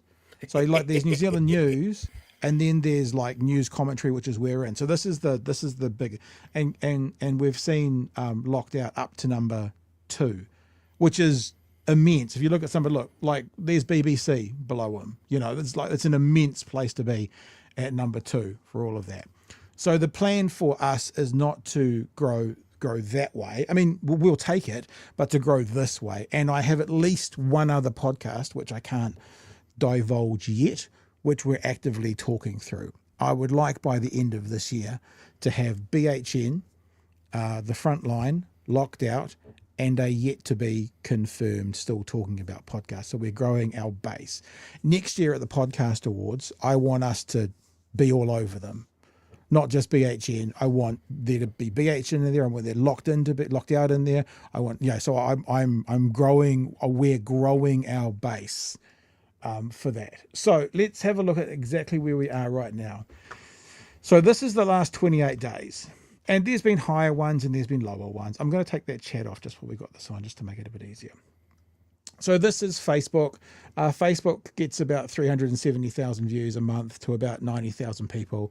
This is the TikTok channel, 175,000 views to about 14,000 people. This is Twitter. Twitter gets 69,000 views. Nice. Twitter doesn't tell you how many viewers you've got. And the YouTube channel got about 315,000 views to about 80,000 viewers. There's also Twitch. There's also LinkedIn. There's also the audio podcasts, which get about 20,000 downloads a month. But just what you're looking at here is 930,000 views to over 200,000 viewers. Now I've just given 20,000 to that. I don't know how many officially it goes on YouTube. So we're basically, if you include now on top of that 930 Twitch, and you include on top of that the audio, it's 1 million. So we're 1 million monthly views to over 200,000 people. We can't give you exact numbers with people because some of the platforms don't give out numbers watching, others do. So that's cool, yeah? Million a month, Chewy. Happy with that. I know that compared to some other podcasts or some other YouTube channels in particular, it's not huge. We've just got up to about 18,500 subscribers on YouTube. So we're getting close to that 20,000. We only need to get another 80,000 to get our little thing to put over our shoulder behind us. That's all, just another 80,000 to get to 100,000. But the reach and the cut through we're getting is significant compared to, I know Kiwis like to do a per capita kind of thing. But we talked about this yesterday. The New Zealand Herald the New Zealand Herald YouTube channel has 185,000 subscribers, and their morning show, which is their big Herald News, gets about 5,000 views per episode. Yes. We've got 18,500 subscribers, and we get 3 to 5,000. Been about 3,000 the last week or so.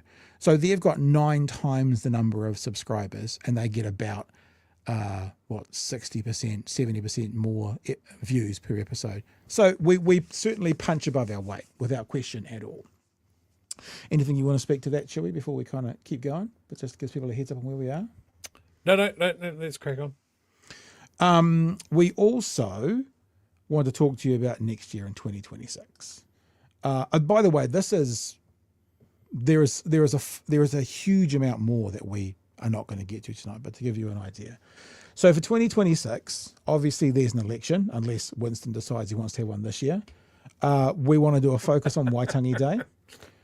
We want to do more meetups and stuff around the country like we did in Auckland a few weeks ago. And we want to do more live podcasts on location. The live podcast on location might end up being, we go to an area where there is a particularly good battle for a seat during the election and do a live podcast out of that location with guests along, maybe a debate, maybe a round table, that sort of thing. We want to broadcast from Waitangi for the whole week of Waitangi. And as I said, we want to run a live road show leading up to the election debates, interviews, round tables, etc. And we want to engage with more Kiwis live. We've got some ideas and stuff for sort of on the street content, ongoing on the street content, like you'd see on other channels, getting opinion from people on the street, packaging them up and putting them out as clips and that kind of stuff as well. What do we want to do next? I think that one.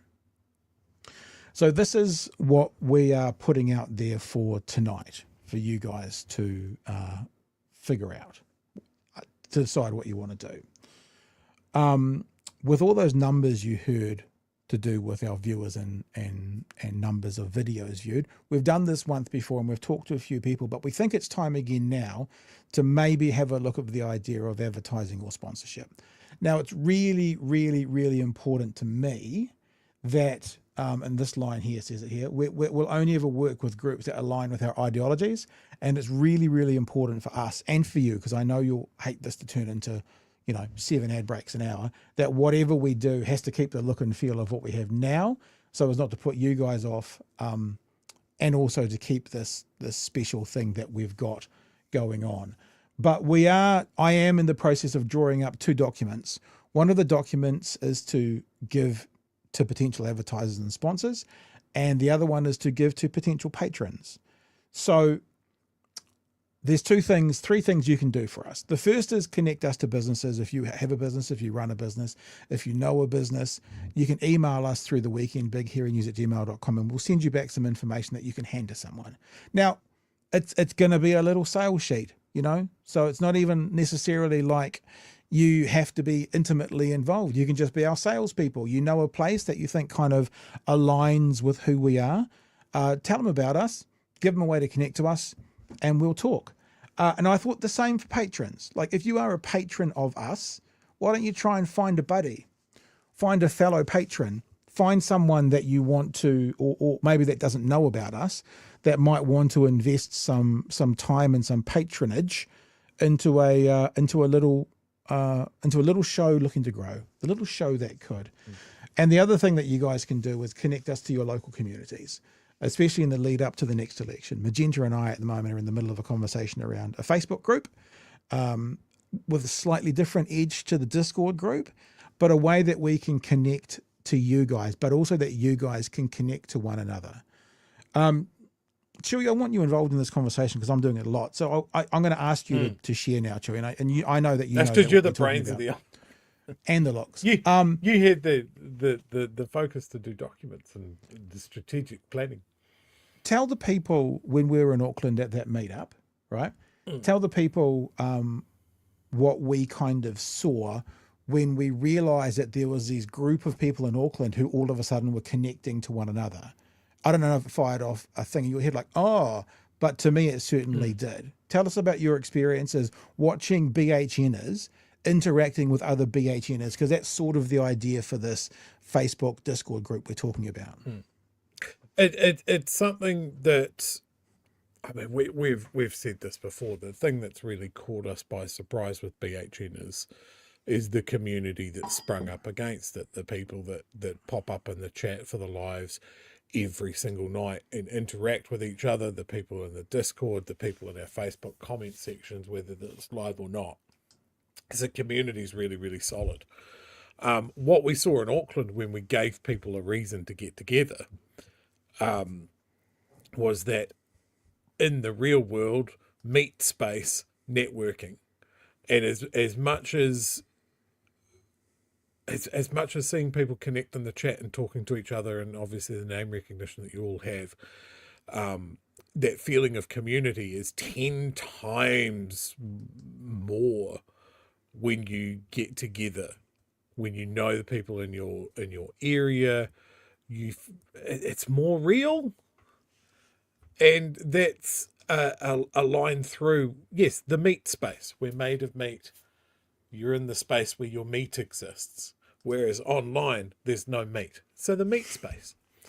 So I think you thought I was talking about MEET. No, I'm talking about MEAT.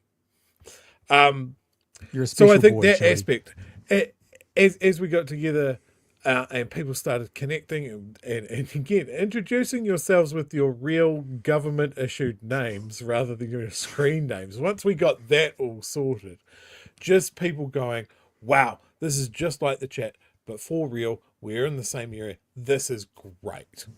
Yeah. And the through line that we have had every time we have asked a guest a question of like, how do we deal with these feelings of holy shit, it's all too much?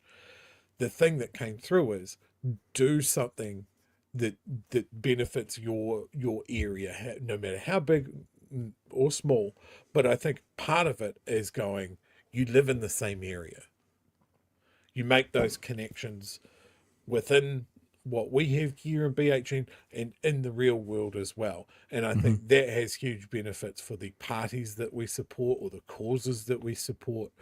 And that is something that BHN definitely wants to be part of. Yeah. It's a core I don't know, mission statement, for lack of a better word, for what we want to achieve in the next year. Now, Pat verbalizing the fact, like, intellectually, I know the election is next year. The verbalizing it and saying, oh yeah, the election's next year, and that's involved in the planning that we're doing now, is a bit of a holy shit moment for me right now. Well, Like, we want to do the Waitangi thing. We want to have as much impact on the election as we possibly can. Yeah. It's July. Like, in 5 minutes, it's going to be Christmas. And then 2 minutes after that, it's going to be March of next year in full regalia for getting ready for an election, should it all go to time, like it be on time. I'm already having conversations with people at Waitangi about Waitangi, because one things I think we do is this is my full-time job, right? I do probably 60 hours, maybe more now, a week on this, plus the other podcasts. And because it's just me and I'm just working in my little room here, sometimes I'm a little bit unstructured and I miss things. And so I've been determined not to miss Waitangi. So I've already booked accommodation at Waitangi for next year. So I did that like the week after we got back. we tried to throw something together in way too short a time Yeah. this year, so we're not cooking that up. Like the one thing, I've never been to Waitangi. And if there's something that has become more clear to me with the issues that we've been dealing with over the last 2 years, is that it is such a core, important thing of what this country should be. Yeah. And I want to go there and I want to experience it. We've got ideas for Waitangi, not talking out of school because we don't know, but about broadcasting from the ground somewhere if we can. If we can't, we can do that from an Airbnb. We've got ideas about having a stall there. I mean, we've got produce, that's food, product. We've got merch. You know, we could do that. So we've got lots of ideas going on at the moment. But the most important thing, it's like just booking in and being there. A couple of other things. I'm going to go back to my my thingy now. About the businesses in particular, if you were to talk to a radio station that had 200,000 listeners a month, I know what you would pay for advertising. It would be tens of thousands a month, certainly thousands a month, but probably more like tens of thousands a month. We in New Zealand, unfortunately, because of NZME and MediaWorks, who are taking the advertising dollar for podcasting, and they're selling it to businesses like it's radio advertising. So the whole media space needs to be educated how podcasting advertising is supposed to work. I know you guys watch the international guys. I know you guys watch, well, I was going to say the Vanguard, they don't do advertising, but like the David Packmans and that kind of stuff, and how they do it there and how it's supposed to be done and how it works best. We have to educate an audience first.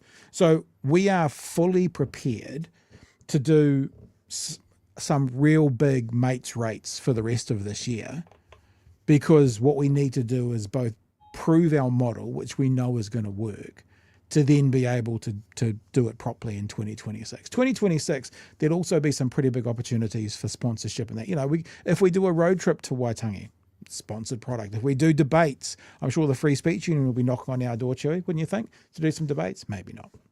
I remember that about aligning with our ideology. BHN election debate brought to you by Jordan's fursuit. No thanks. Look. And just to acknowledge that, there's a few people in the chat that are obviously concerned about the talk about sponsorship.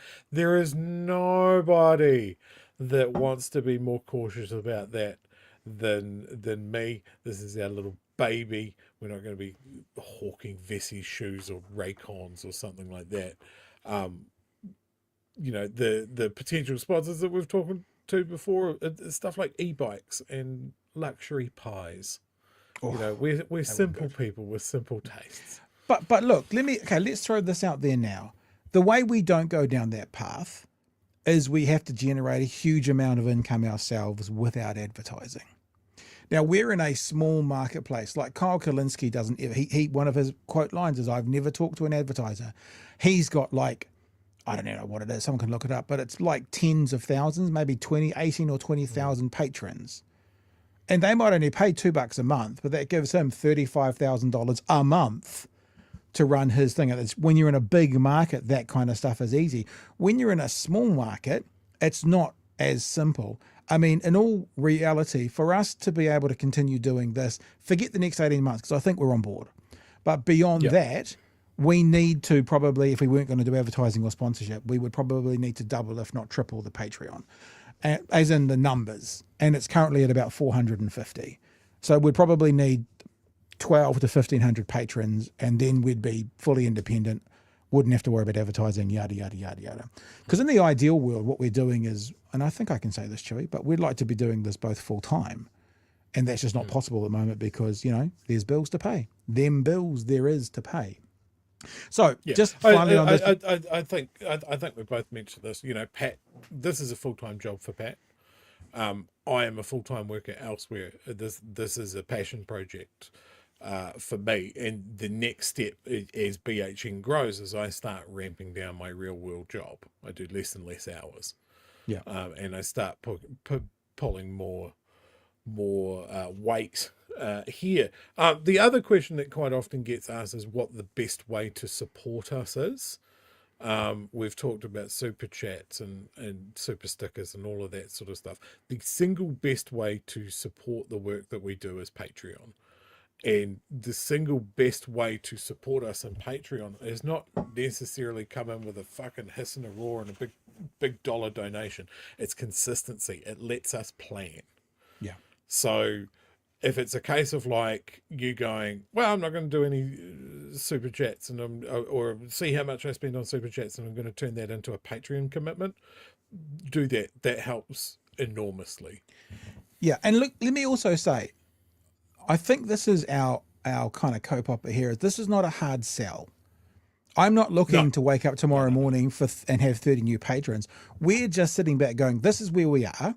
If we want to get here, these are the things that we need to do. So just to finish off this thing about the businesses and stuff, email us, bighearingnews@gmail.com. If you are a business, or you want to know more about it. Look, we've done this once before. We had some lovely chats with lovely people, and it never really panned out, which was fine. Part of that might be because of me. I'm so busy that sometimes things slip to the wayside. We'll talk more about that in a second. But yeah, I would rather work with a business now where it's a win-win, where we kind of help them and they help us. It's that kind of vibe to test the model, than to be all hard-assed, oh, it's this much per month, and if we don't give you, because it's going to need to be something that gets tested. The other thing that we could also do, and I'd be perfectly happy, again, bighearingnews@gmail.com, for you guys to tell us about it, is to move to a model of also membership, YouTube membership. Now, mostly YouTube membership works like this. For the live streamers, the live stream is always free and available. So if you're watching live, it's always free and available. And then it goes behind the paywall, the membership paywall. So if you're someone who watches live every single night, nothing you have to worry about. If you're someone who wants to pay $3.99 a month to be a YouTube member, then you get access to the live stream 24/7, anytime you want. Also, what would normally happen with that idea is, some of the clips would be members only, some would be open and free. I've kind of thought maybe what we'd do is make the longer clips members only, and then when I break it down to those 2 and 3 minute clips, they might be a free for all for anybody. I haven't worked that out yet. I'm not even saying that's going to happen, but it's another idea that might enable us to get there, which gives us a chance now to move into, this is the last part of the conversation. So income streams via patrons, via advertising or sponsorship, via YouTube memberships, and of course the merchant subscriptions. As Chewy has said, this is what I wanted to say about this is not a hard sell. People who are already patrons, I want you to spend the weekend thinking, can I commit to the next 18 months? So already people who are giving us $8 a month, I want you to go, can I commit to the next 18 months? Because as Chewy said, I want to be able to plan Waitangi Day, and the way I do that is based on Patreon. Merch is fantastic. Merch is a great earner. It's a good profit margin, but we do put a lot of hours into it.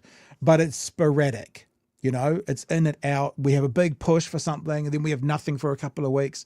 So that's what it is. And the other thing we need to do is generate more people hours to free up me to grow BHN and Align products. That's the locked out front line and new things on the way. I'm not looking for volunteers, by the way. So don't get me wrong with that. I don't want to get a bunch of emails going, I'll help out. I am looking to either hire an editor or to find an intern. I'm in the process of talking to some intern companies about finding someone who can be involved with us more regularly to take some of the editing weight away from me. Because at the moment, I probably am editing for 4 to 6 hours a day, say 4 hours a day. And then I'm prepping for the show for a couple of hours a day. And then I'm doing the show for a couple of hours. So basically editing and the show, there's already 8 hours per day. That doesn't include Gary's work. That doesn't include Craig's work. That doesn't include talking to Waitangi. That doesn't include trying to figure out our website. And here's something else for you. We had conversations going on about a website, and we had someone who took the lead on the website. And I hope everything's okay, but they've fallen off the face of the planet. So I need to look and regenerate how we're going to now build a website and what we're going to do about that. So this is what we're needing to do. Like, if we had double the Patreon, and we're not going to do it, I'm not asking you to do that tonight, I would just hire an editor and tell them what to do and get them to do the clips and stuff. And then that would free up 4 hours a day for me to be speaking to Waitangi, to be organising guests, to be planning, to be doing those other things that are helping us grow. And so that's where we're at. Like a great example that I had today, right, is I had someone reach out and go, hey, BHN's interviews with the local Dunedin mayoral candidates was really good. Yeah. Is Pat planning to do that again? No. And I'd love him to, because local politics is so important as well. But it is a massive time suck. To give you an example, that like each of those interviews was an hour. Hour and a with half. Everyone that hour and a half that was for everyone that was standing for mayor, or almost everyone. Almost everyone. And yeah, it's enormously important, but it's a massive time suck as well. Yeah. No, and look, that comes back to one of the questions I've already seen in the Star. What about the Leftist Collective? It's just time. Like, when I started up the Leftist Collective, what I really wanted to do was have a group of us that were going to take ownership of it. But it became very clear very quickly I had to run it. And I'm actually okay with that. I just, the last 3 months, I haven't had the time. And to be honest, I haven't had the time. And so I think, do I now want to fill up Sunday as well and then do another show on Sunday night? Or do I want to spend time with my kids and my wife? And I'm sorry, Leftist Collective. I mean, his kids and his wife, they're all right. So that's where we're at.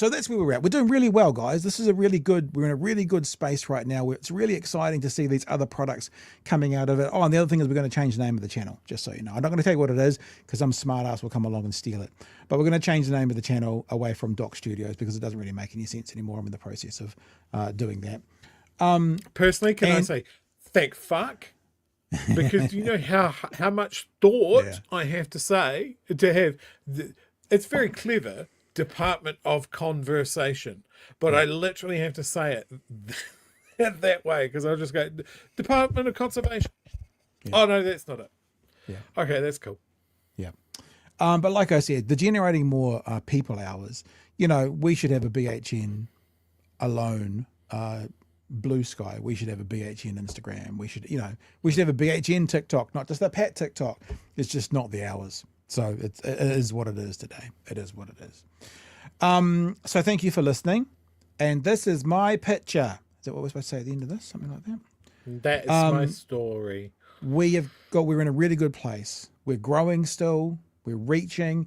If you talk to Gary Payinda, he says he'll go along and he will get pulled up by someone in the supermarket and go, oh, I saw your thing the other day, it was really good. And he always said to them, where did you see me? Because he's on RNZ, and they pretty much always say BHN. You know, like I said, nice. That I ran into a guy from Waikato yesterday who was in Dunedin for 2 days with his daughter, Kent.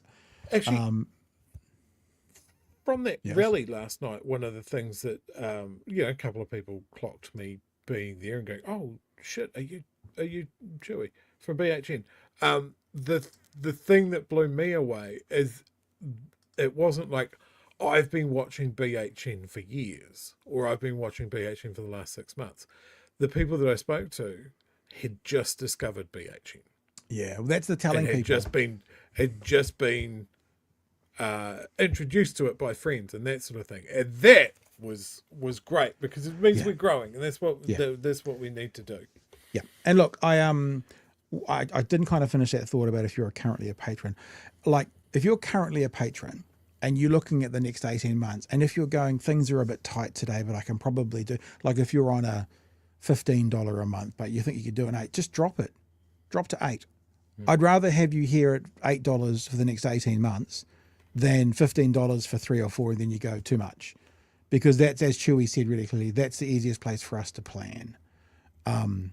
So I think that's all. Yep, like I've written down here as our investors. This is our corporate meeting because you guys are our investors. Basically, whether you're a viewer or a patron or a lurker or whatever, you're our investors. which is quite nice. I quite like the idea of not really having advertising and sponsorship, just because it feels really clean. Yeah. But the reality is, unless, for example, NZ changed a model or we found some angel investor, but even with an angel investor, what happens normally is they'll support you for a couple of years, but then you have to be generating, and that still comes back to, in a small country, likely difficult to do it through merch and patrons.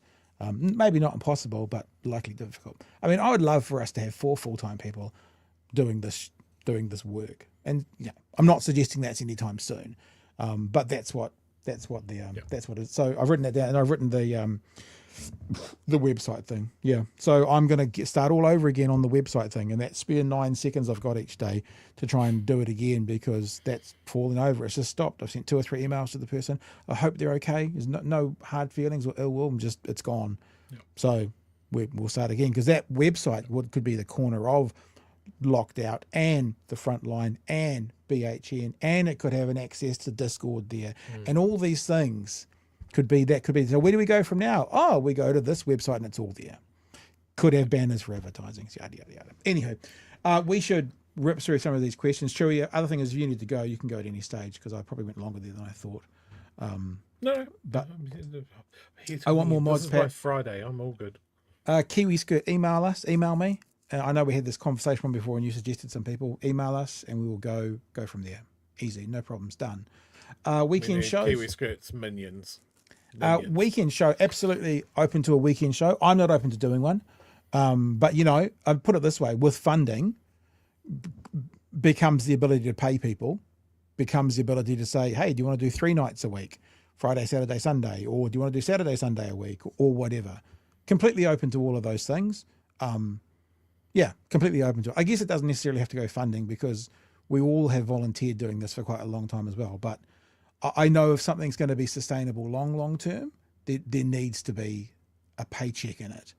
Like, no one would be doing this in 2, 3, 4 years from now if we couldn't somehow have some kind of financial benefit from it.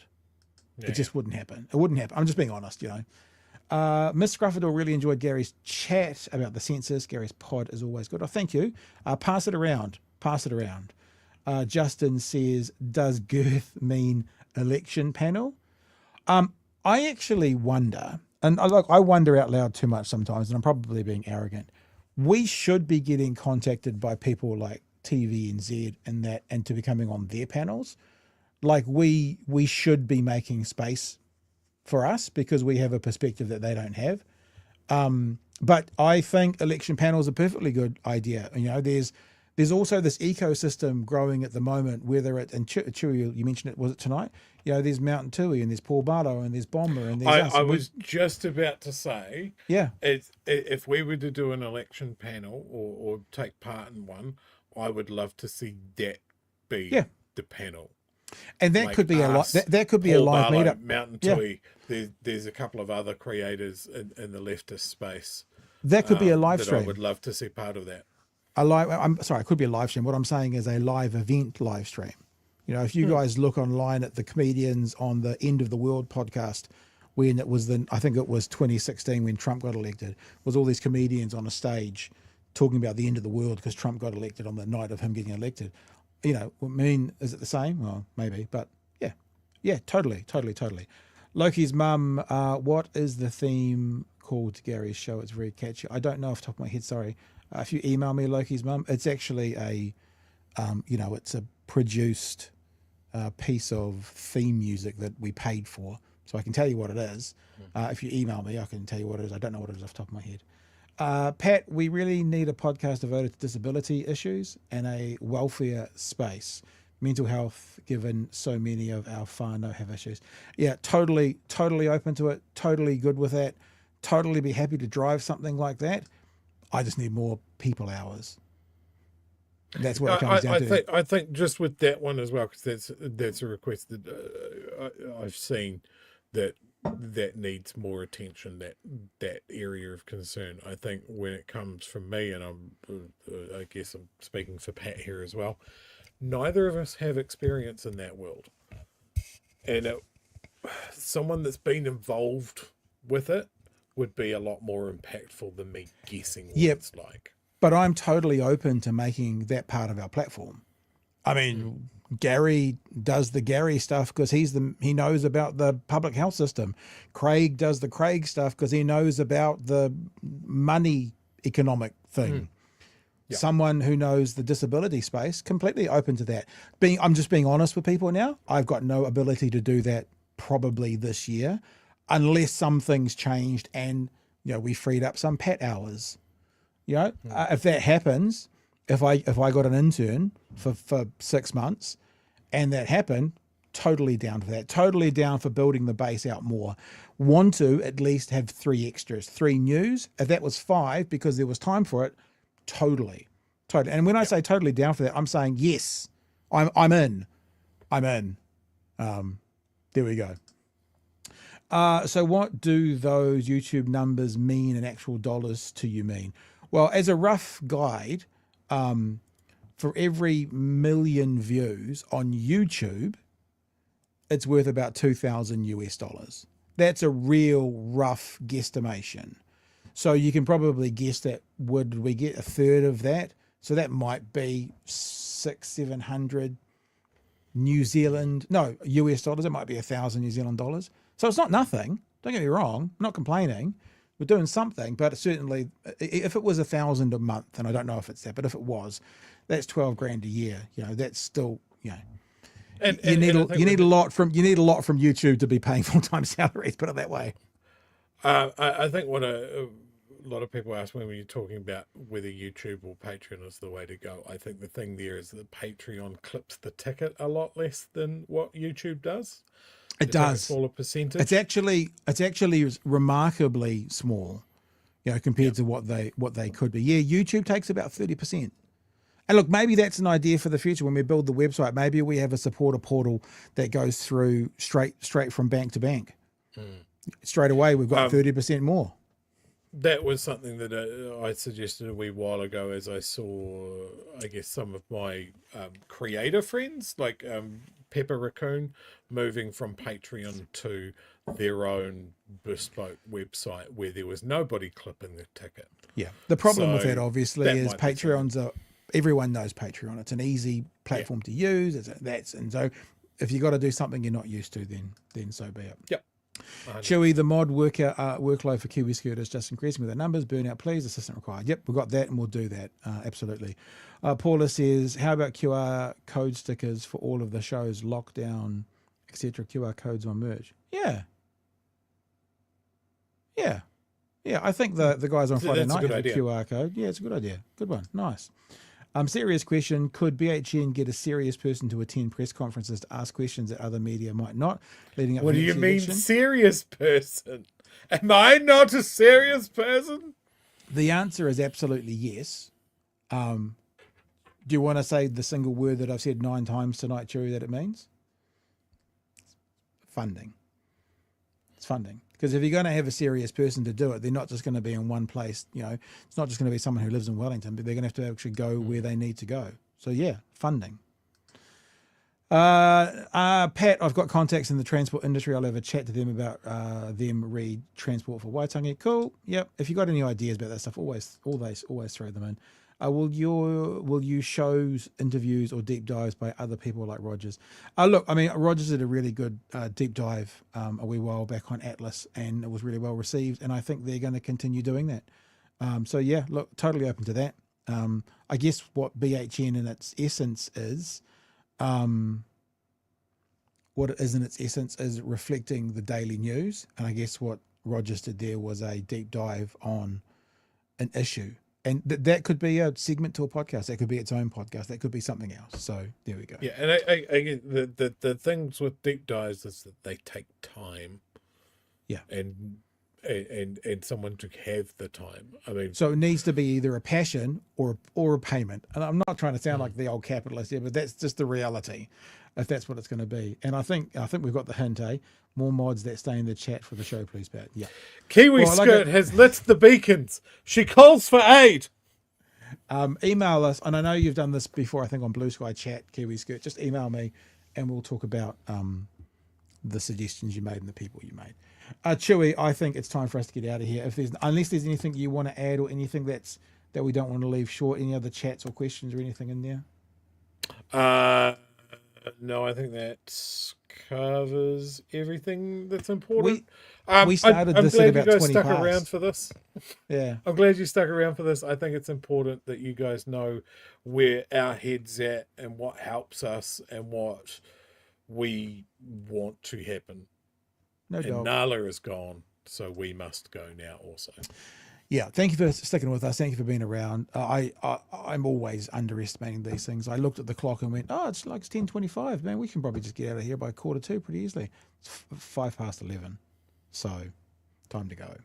All right, guys, if you want to know more, if you think you've got a contact, if you want to be involved in any of those things we've talked about, bighearingnews@gmail.com. If you know that someone else may want to be involved, we'll put this whole thing up on YouTube, this whole conversation we're having right now, so you can just point them at that or whatever as well. And let's just keep going. Keep on keeping on, people, and let's take over the world together. That's what I reckon, Chewie. Just small goals, like let's get to Waitangi, and then let's take over the world. Is that's it? Look, I was gonna say build up a crew enough that we can roll into the New Zealand Radio Awards and steal Mike Hosking's fucking flask or Wouldn't something. it be wonderful And if then next year we did I that could. and we had 2 or 3 of us in those radio awards for our podcast, and then we did a meetup in Auckland when we came up there for all 3 of the podcasts, and these are the things I think about. So Yep.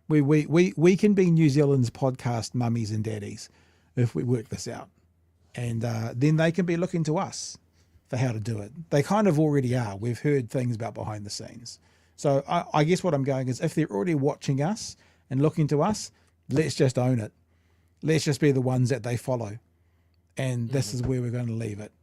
I'll leave it at that. I think that's pretty much said it all. Yep. Let's be Shut the it ones, down. all of us, let's be the ones that the rest follow. Because low key they are at the moment anyway. All right, team, that's us for the week. We will catch you Monday night from 9 p.m. for our next edition. Of course, the kids are in tomorrow night. I think it's Magenta with Detective, because Ems is still away having a bit of a holiday. Yeah. Thank you for hanging around. Thank you for listening. Spread the love, and we'll talk to you soon.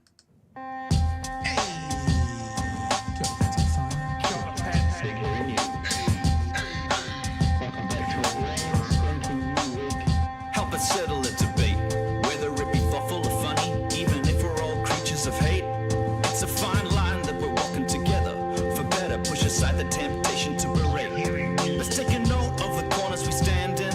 As many points as the hairs on my chinny chin chin. When the news that we're watching is hairy, knowing all the things that we need to be wary of. Like the rich have the handout for rewards, while the many have to work out what they can afford. And the rest of us ain't paying attention, or maybe have questions we're too worried to mention. Other media is still dwelling on trivial facts, vetting peas from the rice and the mice from the rats, and picking and choosing a warpath to run, linking ourselves with the hill to die on. It's gotta come down to a welcoming vibe, with an A and a self and a higher in mind. All have a lean either this way or that, and will be analyzed by butchery and pat. With the evil in the world trying to mess with your head, and you're sitting on the couch, you're thinking chivalry's dead. Each night, 2 nights, they're gonna sing you to bed. It's Big Hairy News. All right, go well, everybody. Have a good weekend. Tune in tomorrow night to see what the kids are up to. Thank you for being with us tonight. I appreciate it. We love this. I know. I hope no one took any of my sort of busy commentary tonight as a complaint. I love it. I've said this before in the show. I've never worked so many hours, and I've never been more in love with what I do. So there ain't no complaints from this. We're just giving you the reality check of where to from here. Anything, Chewie? All of the things. All of the things. Yes, All of the them. things. And the highlight of Yes, this week was, of course, Chewie's foo-foo phone, for sure. The foo-foo phone. It needs more stickers. I need to come around and get some more stickers. All right. Well, thanks, team. We'll see you Monday night. Have a great weekend. Cool. Hooroo. No, nice.